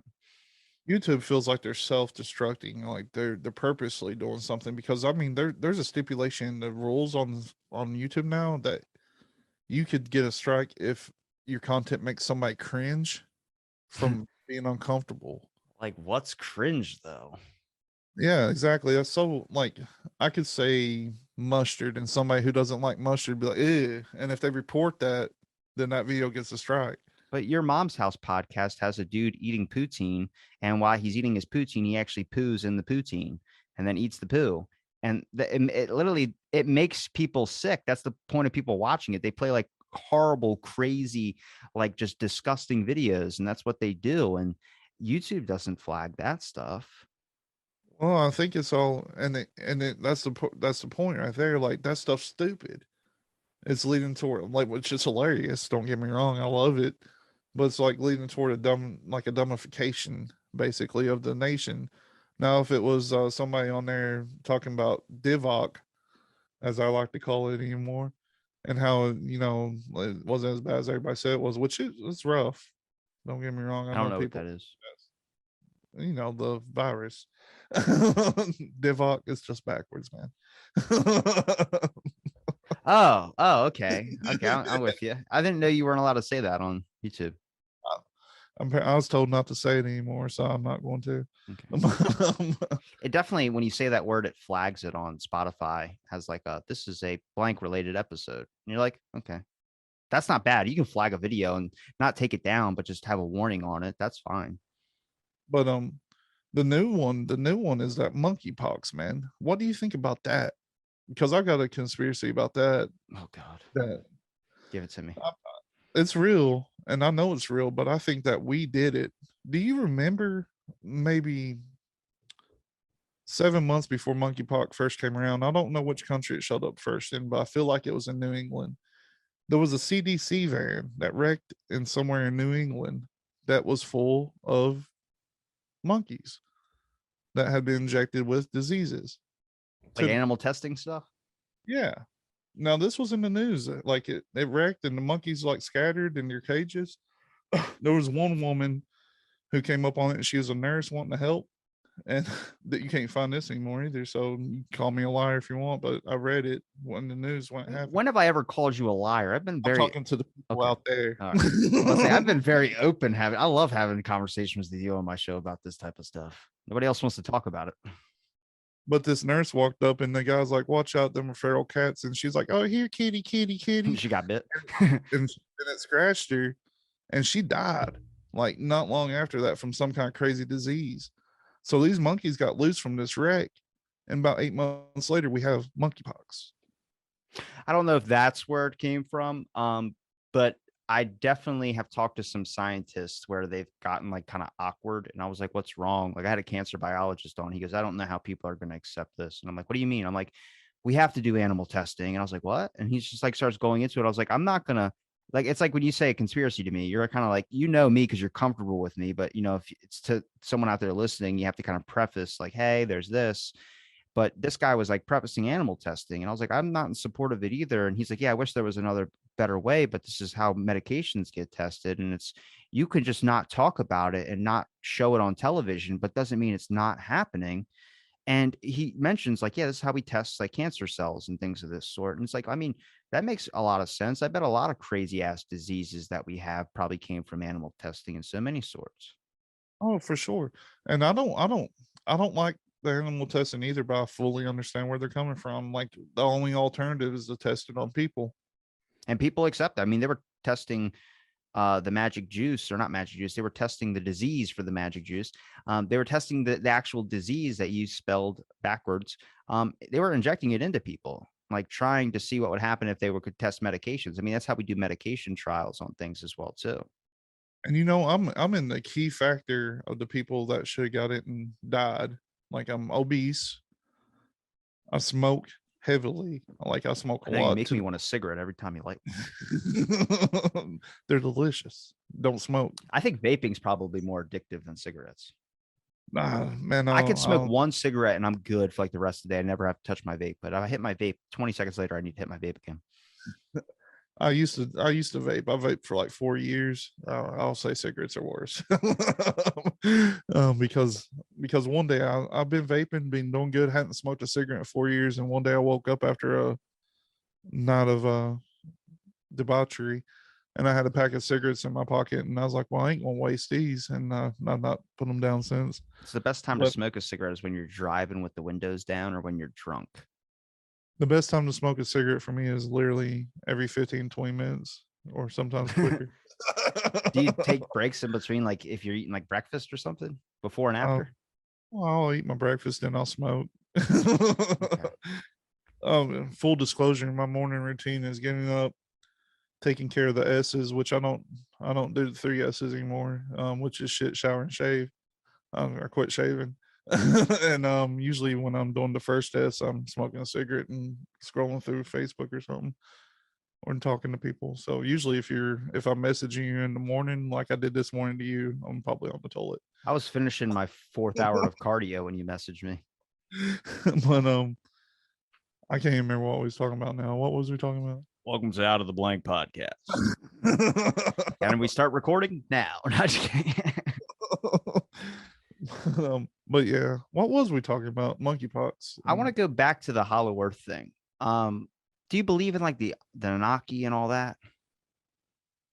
Yeah, I actually do, because they kind of lead to the creator. I believe the creator created them as well, which I'm still on the hunt for the creator. Hopefully I'll figure out before I die. I don't know. What made you Probably start believing in a creator after being atheist for so long? because I don't know, man. Like it's hard for me at this point in my life to think that everything came from nothing, like just pure nothingness. Like everything has to be tracked back to a single element. Maybe the creator is just an atom or something, but something like that. I don't know. And I've gotten into the thought like there's too many people that remember past lives. So it could be energy transference, it could be soul transference or anything like that. So now I kind of believe that there is a possibility of reincarnation. So if there's a possibility of reincarnation, there has to be somebody that makes the decision on who can be reincarnated and who can't. Now, the issue with reincarnation is there has to be a limit to the souls of the people that can be reincarnated because everybody's like, well, they could create new souls. But have you ever met somebody that's real young, but you feel like this person is really mature for their age, like the old soul? That's what I was always called, is that I'm an old soul. I would agree. Like you seem to have an old soul. What makes you say that? Is it the mustache that I've been trying to grow and it's taking a very long time? It just started getting picked up on camera. No, it's just you're like a kind of person. Like you're easy to talk. An asshole? No, like you're like an easy person to talk to. You kind of agree with everybody. You make solid points about things. You think logically about things. I try my best. Now you got the people that's not a types that just don't know anything, don't care to know anything, just kind of go with the breeze. It's an easier life though. Yeah. Now I would prefer to be somebody that didn't think about things, because that drives me crazy sometimes. Like we talked previously about how like I'll go through depressions, like you know, just because shit gets to me so much. Some people just don't think about stuff enough to go through a depression. And then some people are always chipper and like such as yourself, which I don't know your lifestyle. I don't know how your mind thinks and things like that. It's a little But on the dark side. yeah. But so the people that don't think about things and just kind of breeze through life, I believe them to be like maybe newer souls in a way, or maybe not, or maybe completely devoid of one, which would go to the NPC aspect of living in a simulation. Like there are some people out there that's just void of a soul, period. They're just there. Which I've met a few. If you go to Walmart in London, Kentucky, you'll see a lot. I think everybody's interested in a specific thing and they have one thing that they could just rant a lot about. And I think that's kind of like my show kind of shows that a little bit too. People can just rant about a lot of stuff, whatever they particularly, it's kind of what conversation is, whatever, except this is a little bit different than normal conversation. This is like whatever's on your mind, whatever you want to talk about. Now, you don't normally go on to like how I act on the show is how I act in real life. So I normally will go up to someone and just start talking about CIA and JFK stuff just because I have that. There's not really that I need to build a relationship thing with you there. I'm kind of friends with, like, I like to think I treat everyone the way I'd like to be treated in a respect kind of way. So when you disrespect me, it's an issue. But conversation in this aspect is you come on and you talk about whatever you're interested in. People are very interested in specific things, but I can't stand the people that when you're interested about something and you're willing to talk about it, people just go, I can't talk about that. I can't focus into that. And it like gives them anxiety and they walk away. And it's like, well, there's some shit you should know about, like you should be aware about. And I get the people that don't want to learn about like the government stuff. I guess it's a hard topic. And, I get academics that have been denying me recently because of all the JFK stuff, where they're like, I'm not into the conspiracy stuff. It's like, well, hang on, don't throw that in the same category as flat earth. This is fucking real. And it's like you get into an area, it's like that's what I can't stand. Like for me, knowledge is knowledge, no matter where it comes from. You can accept it. I'm not gullible. I don't sit here and just accept every single thing someone tells me, but it's not my place to tell someone that they're wrong. You know what I mean? Like I don't believe in that. I just believe in more like you can have a conversation about it and learn. It might change your perspective on things. There's things I think I've changed a little bit about as well too, listening to people's thoughts and stuff. But I don't know, just there's a weird elite class of like when someone wants to listen and when someone doesn't. And it's only stuff that's going to benefit their life. If you're not talking about ways to get rich quick, nobody wants to hear it. I mean, there's a guy at my gym who has a podcast. He found out I had one. He goes, "You have a podcast?" I'm like, "Yeah." And I showed him my thing. He's like, "Holy crap." He goes, "Here's mine." He's got like 10, what is it? Like 10,000 followers on Twitter, 100,000 on Instagram, like 500,000 likes on his Facebook page. And I'm like, how long you been doing your show? He's like, I started it during the pandemic. I clicked into it. One of the guys I had on my show in the way beginning, like episode 94, follows the guy. And I click on the dude's Instagram profile, and all he does is post 20-minute episodes talking to people about motivation and like getting your life together. And I'm like, well, this isn't a show I want to listen to. It's just not my thing. I don't like motivation talk at all. And I was like, well, this is crazy. But hey, he is I mean, he's a rich guy. So I asked him what he did, and he just said, oh, I put $10,000 a day in advertisements, and I did that for a month straight. And then his whole show just fucking took off, you know? So, I mean, it might be fake followers. It might be real. I don't know. I mean, but that's not how I like to run things. I prefer to just not use my social media a whole lot and let it spread. Well, and when it comes to podcasts like ours, like YouTube, I've kind of like we've deviated away from YouTube, like personally on Wearing the Folk, because we watched one of our videos hit 600 views. I was like, cool. And 15 minutes later, it was down to 90. I was like, all right.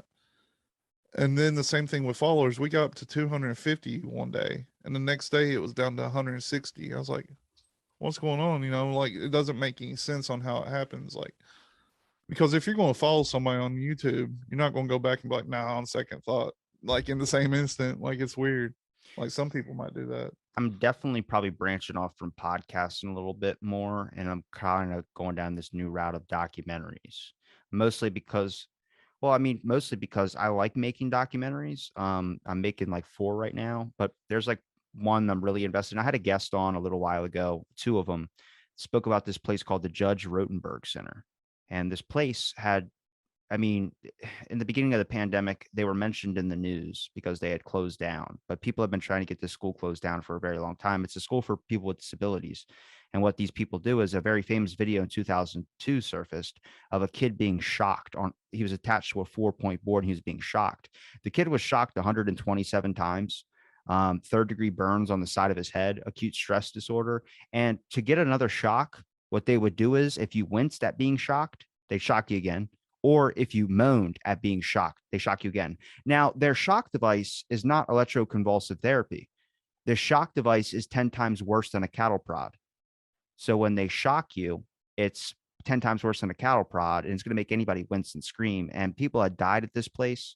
It's real. You can Google it right now. It'll pop up on Wikipedia. And if you scroll down to scandals, it's called the Judge Rotenberg Center.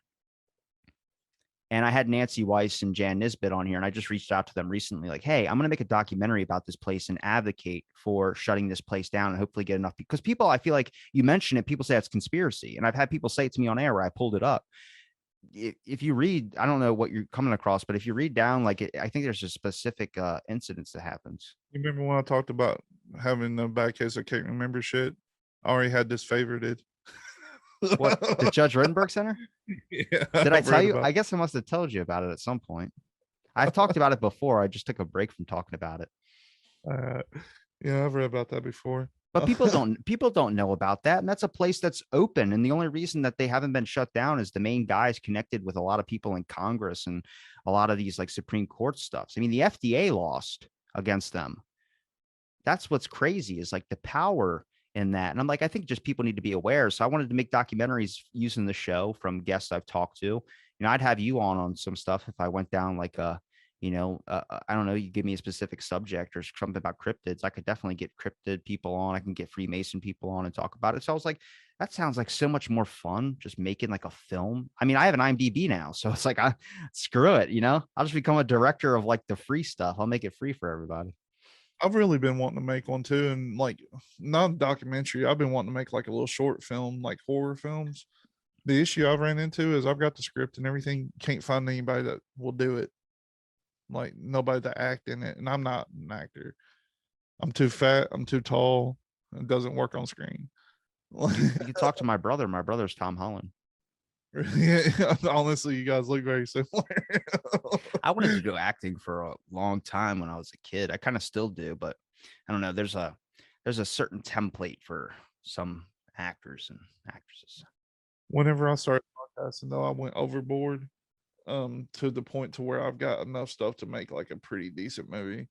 You should, Well, dude. Why don't you make a movie about like one of your conspiracy stuff or something like that? I want to do horror stuff. I'm really into horror like genre when it comes to that. I always have been since I was a little kid. What would your murder slasher be? Uh-huh. Murder slasher. I haven't came up with one yet. This one is basically like a real horror. It's about a guy that murders his wife, and it's just like a 10-minute short about him disposing of the body and whatnot. I thought a good. I think I pitched probably the whole length of my show. I probably only pitched two horror movies that I've had good ideas for. One was a cop, a kid that was like bullied really bad, but he couldn't tell between good and bad. So he didn't just, it seemed like he didn't have any emotions. So eventually his dad like beats the crap out of him. He goes up into his room and he has a friend sleep over his house and everything. And that night his dad's sleeping. He just comes downstairs and just slices his dad's throat. And the friend sees it, and he runs and calls the cops. The kid gets locked up and sent away. Next thing you know, it's like 20 years later. The guy is now older, has his own kids. His kids go to a store, and one of the kids, like, they rob something from the store, and a cop grabs the kid's hand and tells him, like, that's not what you're supposed to do, like, put it back. And then as the kids, like, it goes back into the store, the cop messes with the kid's bike, and the kid's like can't hit his brakes, and he goes out into the street and gets hit by a bus. And the cop cleans up that call. That cop is the kid that sliced his dad's throat in the beginning. And it's like this whole, like, the dad figures out, like, oh my God, it's this childhood friend of mine just got my kid. And he starts finding all this out. And it's like this whole long process. I thought it was like, you could steal that idea if you want. It was a good one, I thought. If I do that, if it ever becomes fruition, I'll pay you some money. Nah.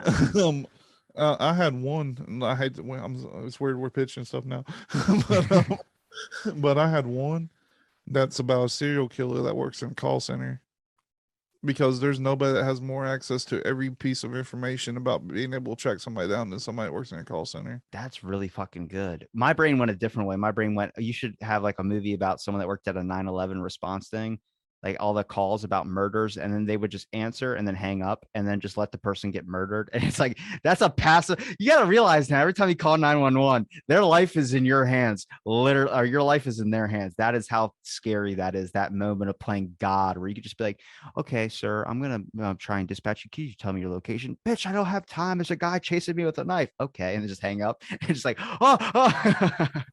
They're too monitored. They get fired too quick. But yeah, that was one I had. But the first one I want to do is only going to be like 10 minutes, just a little short. Something real easy to do. Dip the Maybe, toes in it. yeah, it'd be fun. You just have to find people that's willing to be in it. That's decent. Like, do it for free is the big thing. My goal is to make a documentary about Disney and just the really bad stuff. And then if I disappear, you know what happened. I don't know if you noticed, but last night I was wearing my groomer shirt. It's a Disney emblem with groomers on Yeah. it. Oh, I thought something happened, like you got 3 wishes or something. The way you pitched that, it sounded like something happened magical at the end. But yeah, that's I hope you can do it, but stay alive. Like, a lot of people, Well, I reached out to the Manson family to do my show, or the people that write blogs about the Manson family, because I read Tom O'Neill's book, and that's where like a lot of that Jack Ruby information that you heard in that episode came from, was the MK Ultra ties with Manson. And it's weird, all the people that were involved in the Manson trial also wrote books about JFK and how there was one lone assassin. I asked Tom O'Neill to be on, but he wanted like $5,000. So no, thank you. I don't have that type of money. But I reached out to the Manson people that write blogs about it, because you got to remember, dude, you're hearing one side of history, and a lot of it's told through the media. So what you might think is true, you have to go and try and verify it yourself. People can say you shouldn't talk to those people, but it's like, maybe everything that you were taught were wrong. You have to be willing to accept that. You know who I'd like to get to talk to sometime that would be cool is the people that still run the Heaven's Gate blog, like, website. The members of Heaven's Gate that's still alive. I reached out to them too. I got email responses back, either saying no, or just like very, very specific, like explanations to why they couldn't or why they didn't want to do it. So, I mean, maybe you'd have better luck. I don't know. I want some redneck from Kentucky, like, hey, I want to talk to you. What about the Moonies, man? It's like when people ask you what would be your favorite interview. I mean, I don't want to talk to anybody that I'm a celebrity fan of, because I just don't think I could be able to talk to them. It'd be too interviewee, but I don't know. No, I mean, like, there would be some kind of flow of it. Like, you'd start off and eventually it'd probably turn into a flow. But we came close to getting somebody like that on one time. The guy that wrote the Ed Edwards book about Ed Edwards, how he's like the most prolific serial killer in history, but he decided not to message us back after I Damn. get must have checked out an episode or something. I did reach out to the guy who wrote the book on the or was the cartoonist and the real cartoonist for the Zodiac killer when that was all happening. They made a movie about him and everything. Because I wanted to learn. I watched that Zodiac killer movie like I think 8 times in a matter of a week, and it's a long fucking movie, dude. It's like 3 hours. And I just was addicted to it because like it's just weird to see all the things that they bring up. And it's part of our history too. Like my generation, we don't know all that type of stuff, man. We're so disconnected from like 9/11. You're disconnected from all these types of things because you're just like you were so little at the time when it happened. It's like learning in about JFK. The only people I could talk about that experienced JFK, they're all like old or they're dead. And it's like you got to learn from, that aspect of things because it's living history, man. Like I'm looking through trying to reach out to guests, and a lot of them, their biographies say was, and I'm like, oh, they're no longer here. Like they're Well, that's the thing too. Like, it's part of that dumbification that we probably talk about every episode. People, I say there's a lot of young people that have no idea that who John Fitzgerald Kennedy Jr. was, or John Fitzgerald. my buddy makes some little speeches in these lectures, guest lectures at a university in Arizona, and he starts off by saying how many people know who John Lennon is, and people don't know who John Lennon is. Like kids don't in school, and people that wear a shirt with John Lennon's face on it don't know who John Lennon is. Like that's difficult. John Lennon's tied to a lot of the conspiracy stuff, man.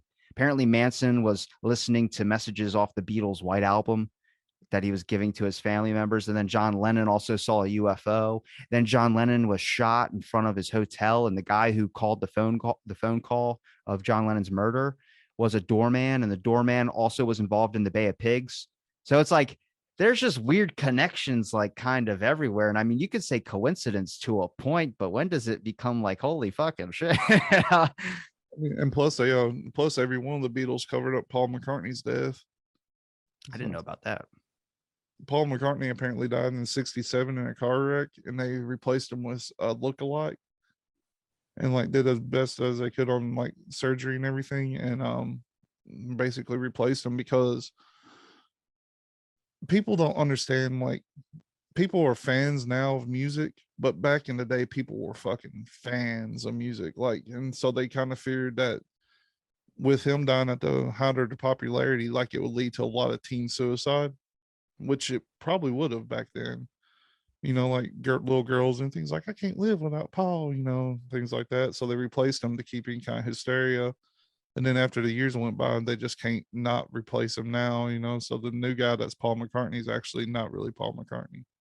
Rob Halford's a good example. Rob Halford dressed up in, like gimp attire basically, and like with whips and black leather chaps, and people wore it thinking it was metal. And it turns out Paul, what is it?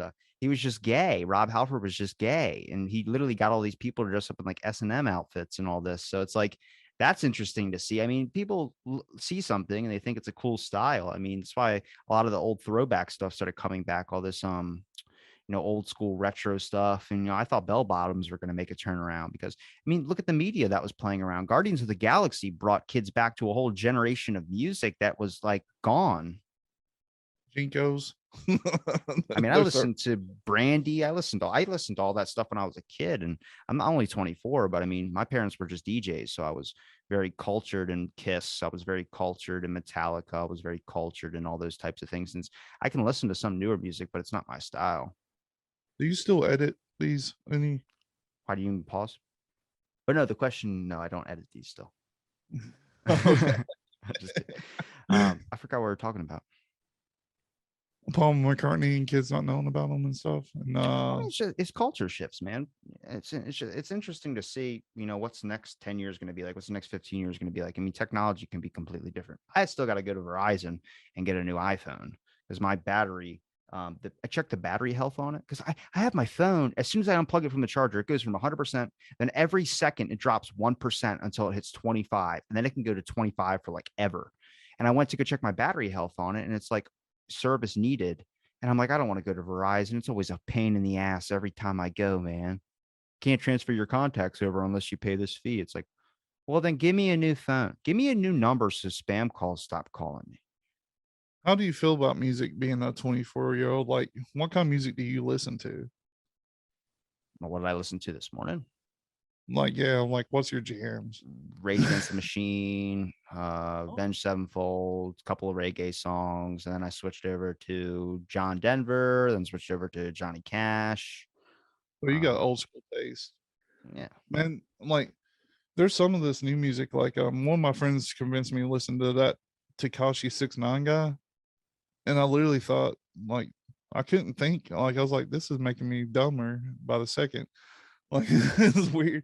I'm music's never my thing. I've always been like a podcast person to listen to things. I mean, I never not have headphones in. Like I'm pretty sure I have tinnitus at some points. I hear ringing all the time and it just does not go away. And I found out it's damaged ear follicles in your hair or in your ear.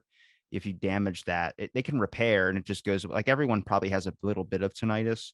Mine's just at an extreme point because all I do is either do this with podcast or when I'm walking around my house, I never not have headphones in. I'm always listening to something. When I sleep, I listen to something. When I do this, I'm always so just constantly. I don't know. I've always played music, like and I always played in metal bands, so my hearing shit for the most part. It's to the point where when I yawn, have you ever like flipped the top of like a tin can or something, and you hear like Yeah, it's a click. anytime I yawn, that's exactly how my right ear sounds, like a pop. That's crazy. Yeah, it's insane. You think technology would have gotten better to fix tinnitus? I mean, we lost the Texas Roadhouse guy because he died of tinnitus. That's insane. He shot himself. That's what happens. Tinnitus doesn't kill you like you don't just die of tinnitus. You die because you're sick of the ringing that is constantly happening and it doesn't go away. And this guy just went mad and just killed himself. I was like, holy crap. See, it is strange because I haven't said anything about being hungry, and I just got a text saying that I got 50% off a pizza at Pizza Hut. How much? how how many? Hang on a second. Who's texting you? That's like a subscription thing. You have to sign up for that. No, that is weird. What the hell is If that? you ever made a horror movie, would you go to like a paranormal location, like a haunted location? I have a buddy that does documentaries on those, and he was explaining like all the places, and he showed some of the documentary footage on here. Um, it makes me it makes me a believer, but I told him one place I would go is a haunted amusement park.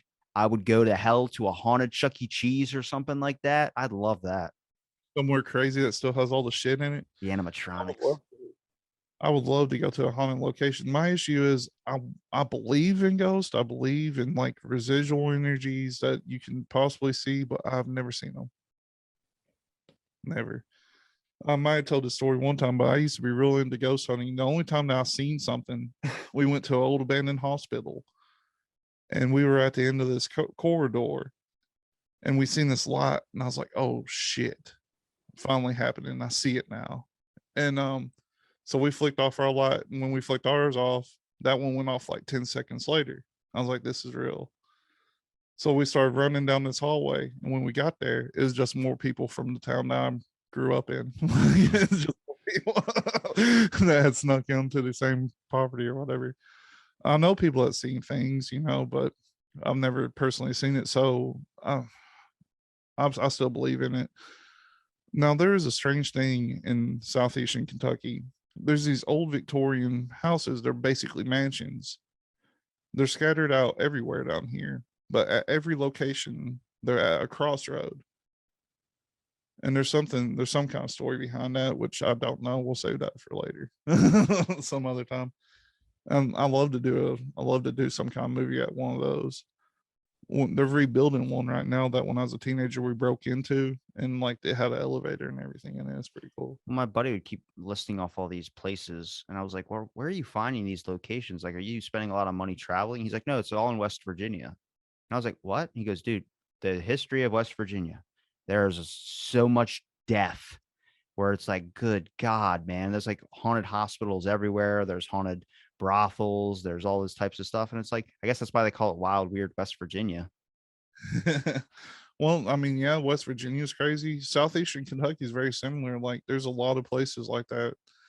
I think that because we have a lot of like Irish settlers and things like that, like these areas weren't real populous for like any kind of real nefarious things. Like there wasn't a whole lot of slavery and things like back in the 1800s, 1600s, 1700s, just because everybody was poor. But I feel like there was some type of magic that was going on around here that was probably nefarious to help people get through winters and things like that. It feels like it. There was one time in particular I used to ride ATVs in the woods, like we would cut trails and everything on our own. And there's one time I don't know if you've ever heard of it, but it's called a devil circle. Have you ever heard of that? Basically, what it is, Is it a pentagram on the floor? no, it's a patch of ground out in the woods where nothing grows inside of it. Like, and it's a perfect circle. We ran across one of those one time, and I walked into it, and like you could feel like static, like it felt like static electricity just running through you.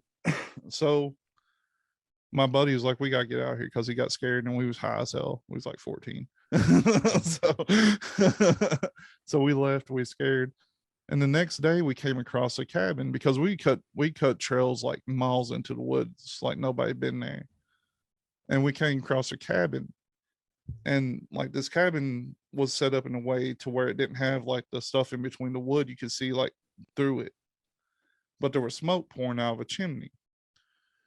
So I walked up onto the steps because I was going to go, see who lived there.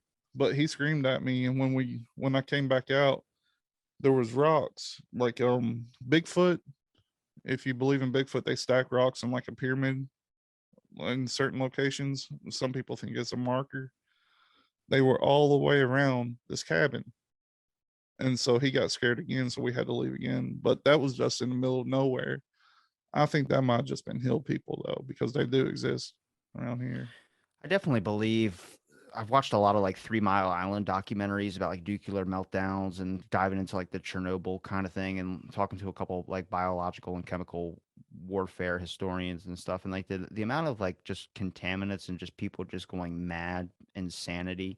I definitely believe I rationalize that as being a lot of weird shit in our society, like weird things that get adopted and stuff. I mean, we know about satanic cults. I mean, I think at one point I was even trying to talk to someone on the show that researched cannibalism or just these scandals about cannibalism because there's a culture that in an episode someone says you can't make fun of that because that's a culture, that's a religious thing. I was like, I don't think we're talking about the same thing. This Crutchfield syndrome, which is, or it's Church Crutchfield syndrome, which was discovered much like how we discovered mad cow disease. Feeding a cow more cow gives them this crazy brain thing. Well, they found out this certain disorder that you get where your mind is like mad cow disease. It just deteriorates. And you only get it from eating brain tissue and spinal tissue of another human. And there's like a lot of why these people, like the hills have eyes, like that type of thing. I mean, the real thing about that is like just people in the mountains that just go fucking nuts. I mean, still part of people's cultures is eating people. Dude, and people think that that would be a conspiracy, but I grew up in a place similar to that, and it's not conspiracy, man. Like I used to deliver pizzas when I was a teenager, and some of the places I delivered to, you would think were out of the 1800s. Like I don't know how they called it in. Like you would have to drive through a creek, like a mile and a half to get to their house, and they just live off this creek, like a mile from civilization, like of any kind. Like it's weird and scary too. At the same time, I always packed heat. That's smart. That's smart. I hope Uber drivers probably do that more. Nobody remembers, but when Uber was first starting out, people could just sign up for an app under like a fake account before they made you check your ID, and people were just getting murdered. Like people would just not unlock the doors, keep them locked in, and drive under an underpass or something and just kill somebody. There was a whole slew of that stuff in the beginning. I mean, it's just like I said, we ended up learning that you got to use your ID before you start driving people around. You sick son of a bitch. But it's like stuff like obviously like there's mistakes and that type of stuff, but there's like really weird new areas like when before Uber became more normal, it was taxis that were government, all that knew who these taxi people were and all this, but then eventually it just became Uber and it became random people being able to deliver you food, being able to deliver you. And it's just like, what happens if someone gets sick from food and then dies? Is that person liable for getting murdered or getting, that's what I'm saying. It's like weird how there's just gray areas that nobody talks about, and those gray areas are not being looked into. What's so crazy about that is like Uber, it still blows my mind that you can get strangers to take you somewhere, because I didn't grow up around that, and we still don't have it here. Like we don't have Uber I where I did live. Uber Eats for a while during the pandemic. Now the we got the DoorDash and things. It's similar to Uber Eats. They bring food to your house or How whatever. easy it would have been to get laid doing Uber Eats is ridiculous, especially in my town, a beach town where you have nothing but like it's bikinis or it's swim trunks. I'm wearing swim trunks right now. I'm wearing that's just normal attire for here. And so when I was doing Uber Eats during the pandemic, when everything was locked down, I couldn't get unemployment for like months. So I was just basically draining my bank account with bills and all this, and it was fucking depressing as hell. I feel so bad for some people that weren't as safety budgeted as I was. But I decided to do Uber Eats, which is weird. How come I can do this during the pandemic when businesses are still closed down, but some restaurants stayed open? Like some restaurants were able to stay open. One was Denny's. That was the biggest pain in the ass. I only did it for like a month, dude, because then they made you. I think around the time I signed up for it, they started doing taxes because people were getting screwed for not doing taxes with Uber Eats. Because, dude, so I would get a Denny's order, but what I would do is I would just sit in Denny's parking lot in the morning, and you get one order for Denny's, then you get two, then you get three, then you get four. So I'd pick up like 15 orders at once. So I'd have like giant grand slam breakfast meals in the all lined up in the back of my seat, like 15 different trays with like four things of like chocolate milk in each one. And I was like, I don't know how I'm going to carry all this at once, but I made it work. So when I got all these orders, they would all be around the same streets. So my town is lined up as a beach town, but it's only 2.5, or it's probably like 2.5, 3 miles long. It's got water on one side and water on the other. It's why I call it Ocean City. But there's like 100 something streets. So there was be like what, four streets that were all the orders I had to drop off. So I just go into the hotel. I got 5 orders in my hand, and I'm going up to people's rooms, dropping off the food, taking a picture, and then going down, dropping off, taking a picture, dropping off, taking a picture. I dropped one person's breakfast of like pancakes and stuff. It was in a container, but it wasn't going to be organized when they got it. And I just left it there, took a picture. And I mean, I was getting tipped like for each thing, I'd make, I think, like a $5, $7, depending on how big the order was. And then they tip on top of that. So after one trip of just dropping off 5 orders was $120. And it was only like a 10-minute thing to go to Denny's, then go right over there. And you just keep doing that over and over again. But eventually they added the tax thing. But dude, the number of pancake platters I drop off, like, just, I'm not a delivery boy. I was only doing it temporarily, but dude, they opened up the door. One person invited me in their home to like watch some like Pineapple Express on the TV, which I was like, what? And he was just like stoned out of his mind. Like like it was a late delivery I did of doing pizza. And like, he's like, you want to come in and like, watch Pineapple Express? I'm like, what? And I just came in for like a minute. I just like, I saw the scene where it was the cop talking to Ted, and he had it paused, and on the seat of the bench that the lady was sitting on, there's a toy dinosaur. I was like, the stuff they add in scenes just like you don't notice, but it's just to make it even funnier, of like more of like a stoner movie. He was a cool guy. He tipped me like $25, which was very generous. Well, I mean, I wish that there was more money and things like that, because I loved being a delivery driver when I was like, it was my favorite thing. I could deliver pizzas and hit a bowl on the way back then. I was still smoking weed or whatever. Like, it's just awesome. And cops would wave you through roadblocks. Like, oh, he's just delivering pizza. Now they set up like what is that? There's a checkpoint in my town recently. I think it was during Labor Day.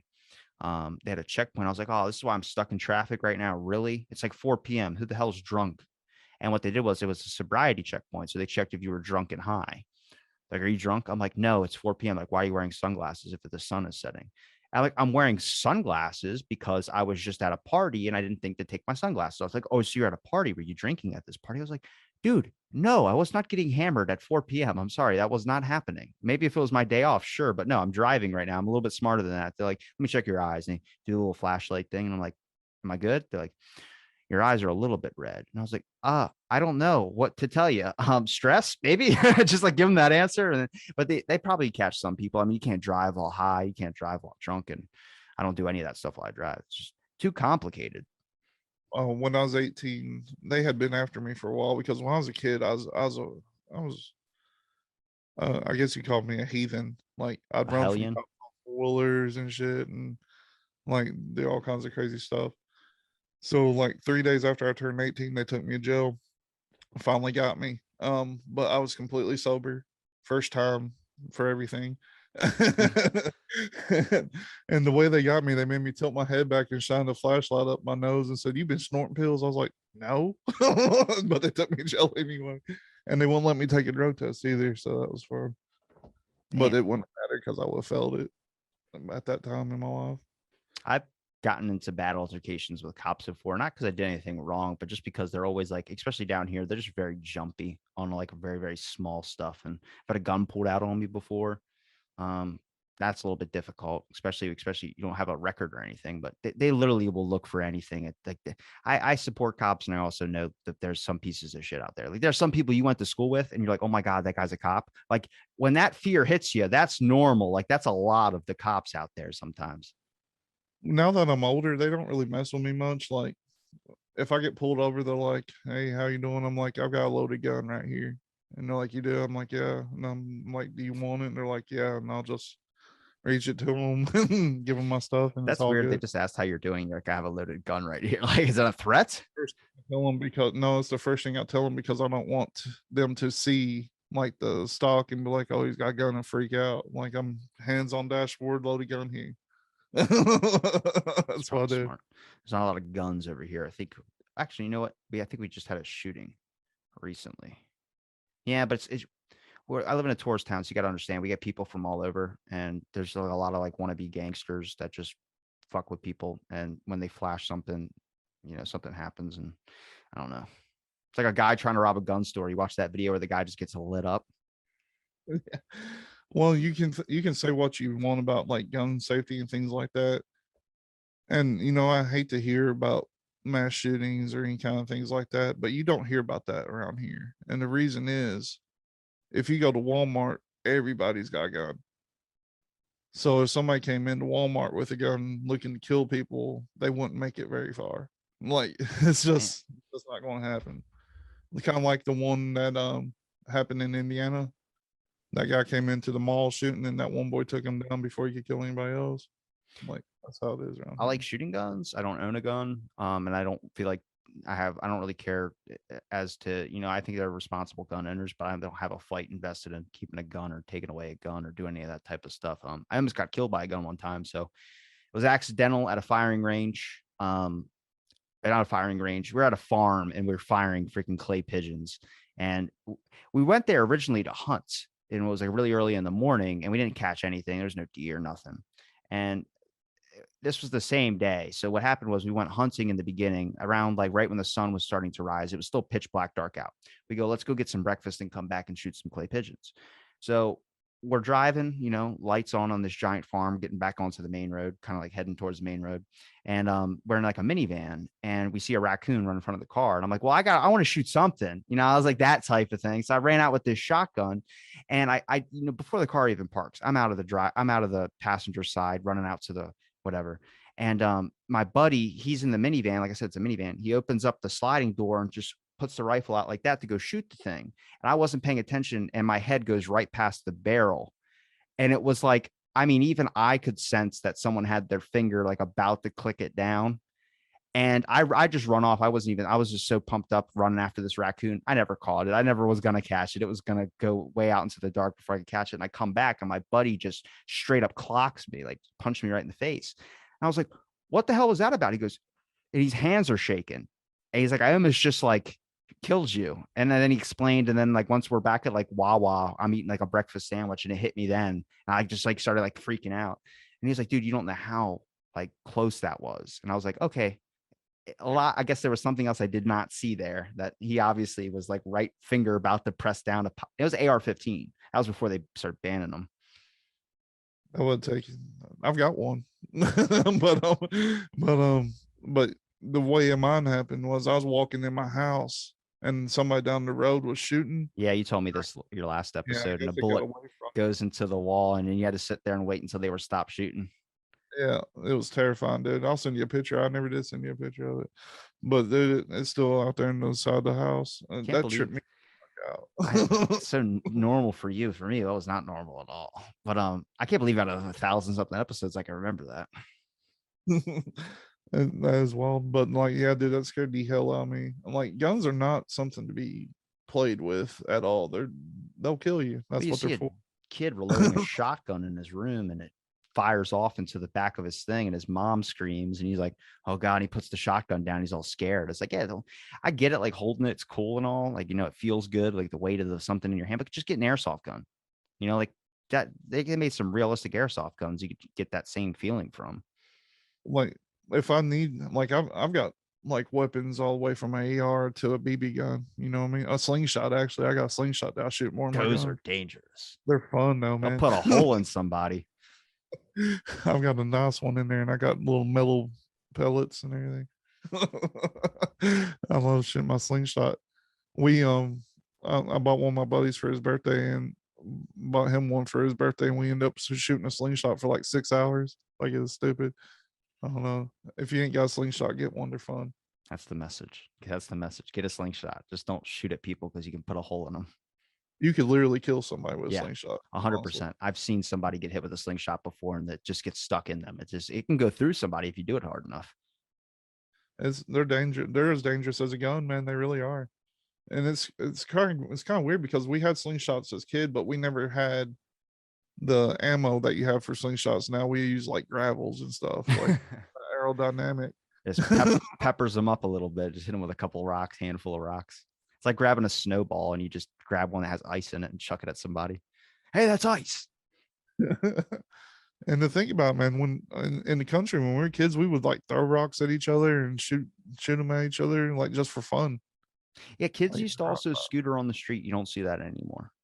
yeah, Times are changing. People get kidnapped. And you think that it would be less kidnapping because you never see a commercial for someone getting kidnapped, or parents like hiring their friend, coworker to drive in a van and come up to you and say, hey, that's my kid. Say, get in my van and see if my kid does it, just to test if your kid's okay. That was like a normal thing back then. And now it's like nobody does any of that anymore. All kids are inside playing on tablets. they didn't do that to me when I was a kid. I mean, I think when I was a kid, it was just one of those things. Like, if you get kidnapped, you got kidnapped. It's your fault. Find your way home. And this new culture that we live in has made it to where, and I want your opinion on this. My dog, his name is now a derogatory term, so I don't know what to do. It wasn't a derogatory term when I named him. What's it start with? His name's Spaz. Is that a derogatory term? Beyonce got in trouble for having spaz in her song because they said it's a derogatory term against people with I forget the name of it, but my wife's brother has it. ADHD? Cerebral palsy. Oh, I didn't know that. I mean, ADHD should be a derogatory term. I don't know how many times I was called a spaz as a kid. Exactly. So I named my dog Spaz, and now it's a derogatory term. I'm like, I don't know what to do now. I'm like, he knows Spaz. I said, Just say it's a Russian term. Yeah, I named him after a weapon. Yeah. I don't know. I mean, eventually we're not going to use names anymore. We're just going to make click noises. I mean, that's what it's leading to. Like, I hate to get into this, but like the gender thing, like, okay, yeah, we're not doing that one. Not doing that one. Hell no. I'm sorry. That's a tough topic. It needs a whole other episode for. No. Some other time. I don't like, I get it. Like, I know some people that have corrected me on it before, and I just call everybody man. I mean, I grew up, my grandparents used man like it's not a gender thing. It's just man. That's what I was going to. Correct me if I'm wrong. Yeah. But don't expect me to know it right off the bat. Like, I don't know you're an alien from Signify 8. Like, just tell me if you are.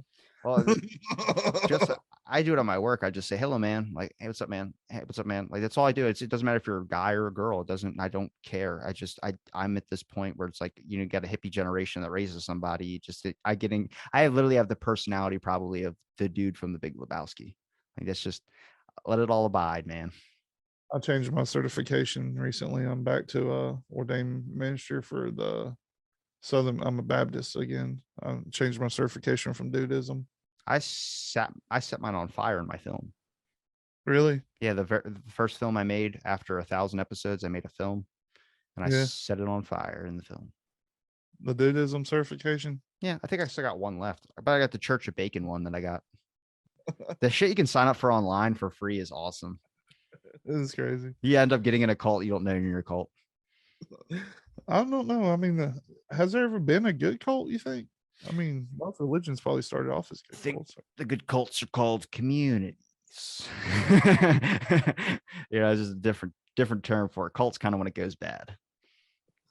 I guess that's what Jared Leto has right now is a community, right? And then it's going to turn into a cult. I think it starts with a home garden. I've got one. uh, the next thing you know, we'll see you on the TV trying to convert people to the bebop comic. That'd be fun. Bebop, Umbop. I'd rather it be based off the teachings of the song Umbop from this. Look, see, so we've been talking for almost actually 2.5 hours, man. You got to get your day going. I got to get my day going. Where can people find your link to your show? It's always a pleasure chatting with you, my friend. Wearing the Folk is everywhere. Even on YouTube for the time being. New episode just dropped about the history of cults, not cults, just the history of making pacts with the devil, two totally different things. And you can catch me, my co-host Toli from Wearing the Folk, on Weird Awakenings every Friday at 8 o'clock, and it's on the Weird Realities YouTube channel, and Twitter, and Facebook. All right. Well, I'll link all your links in the description. It's been a pleasure chatting. Thanks for listening to this episode of Out of the Blank Podcast.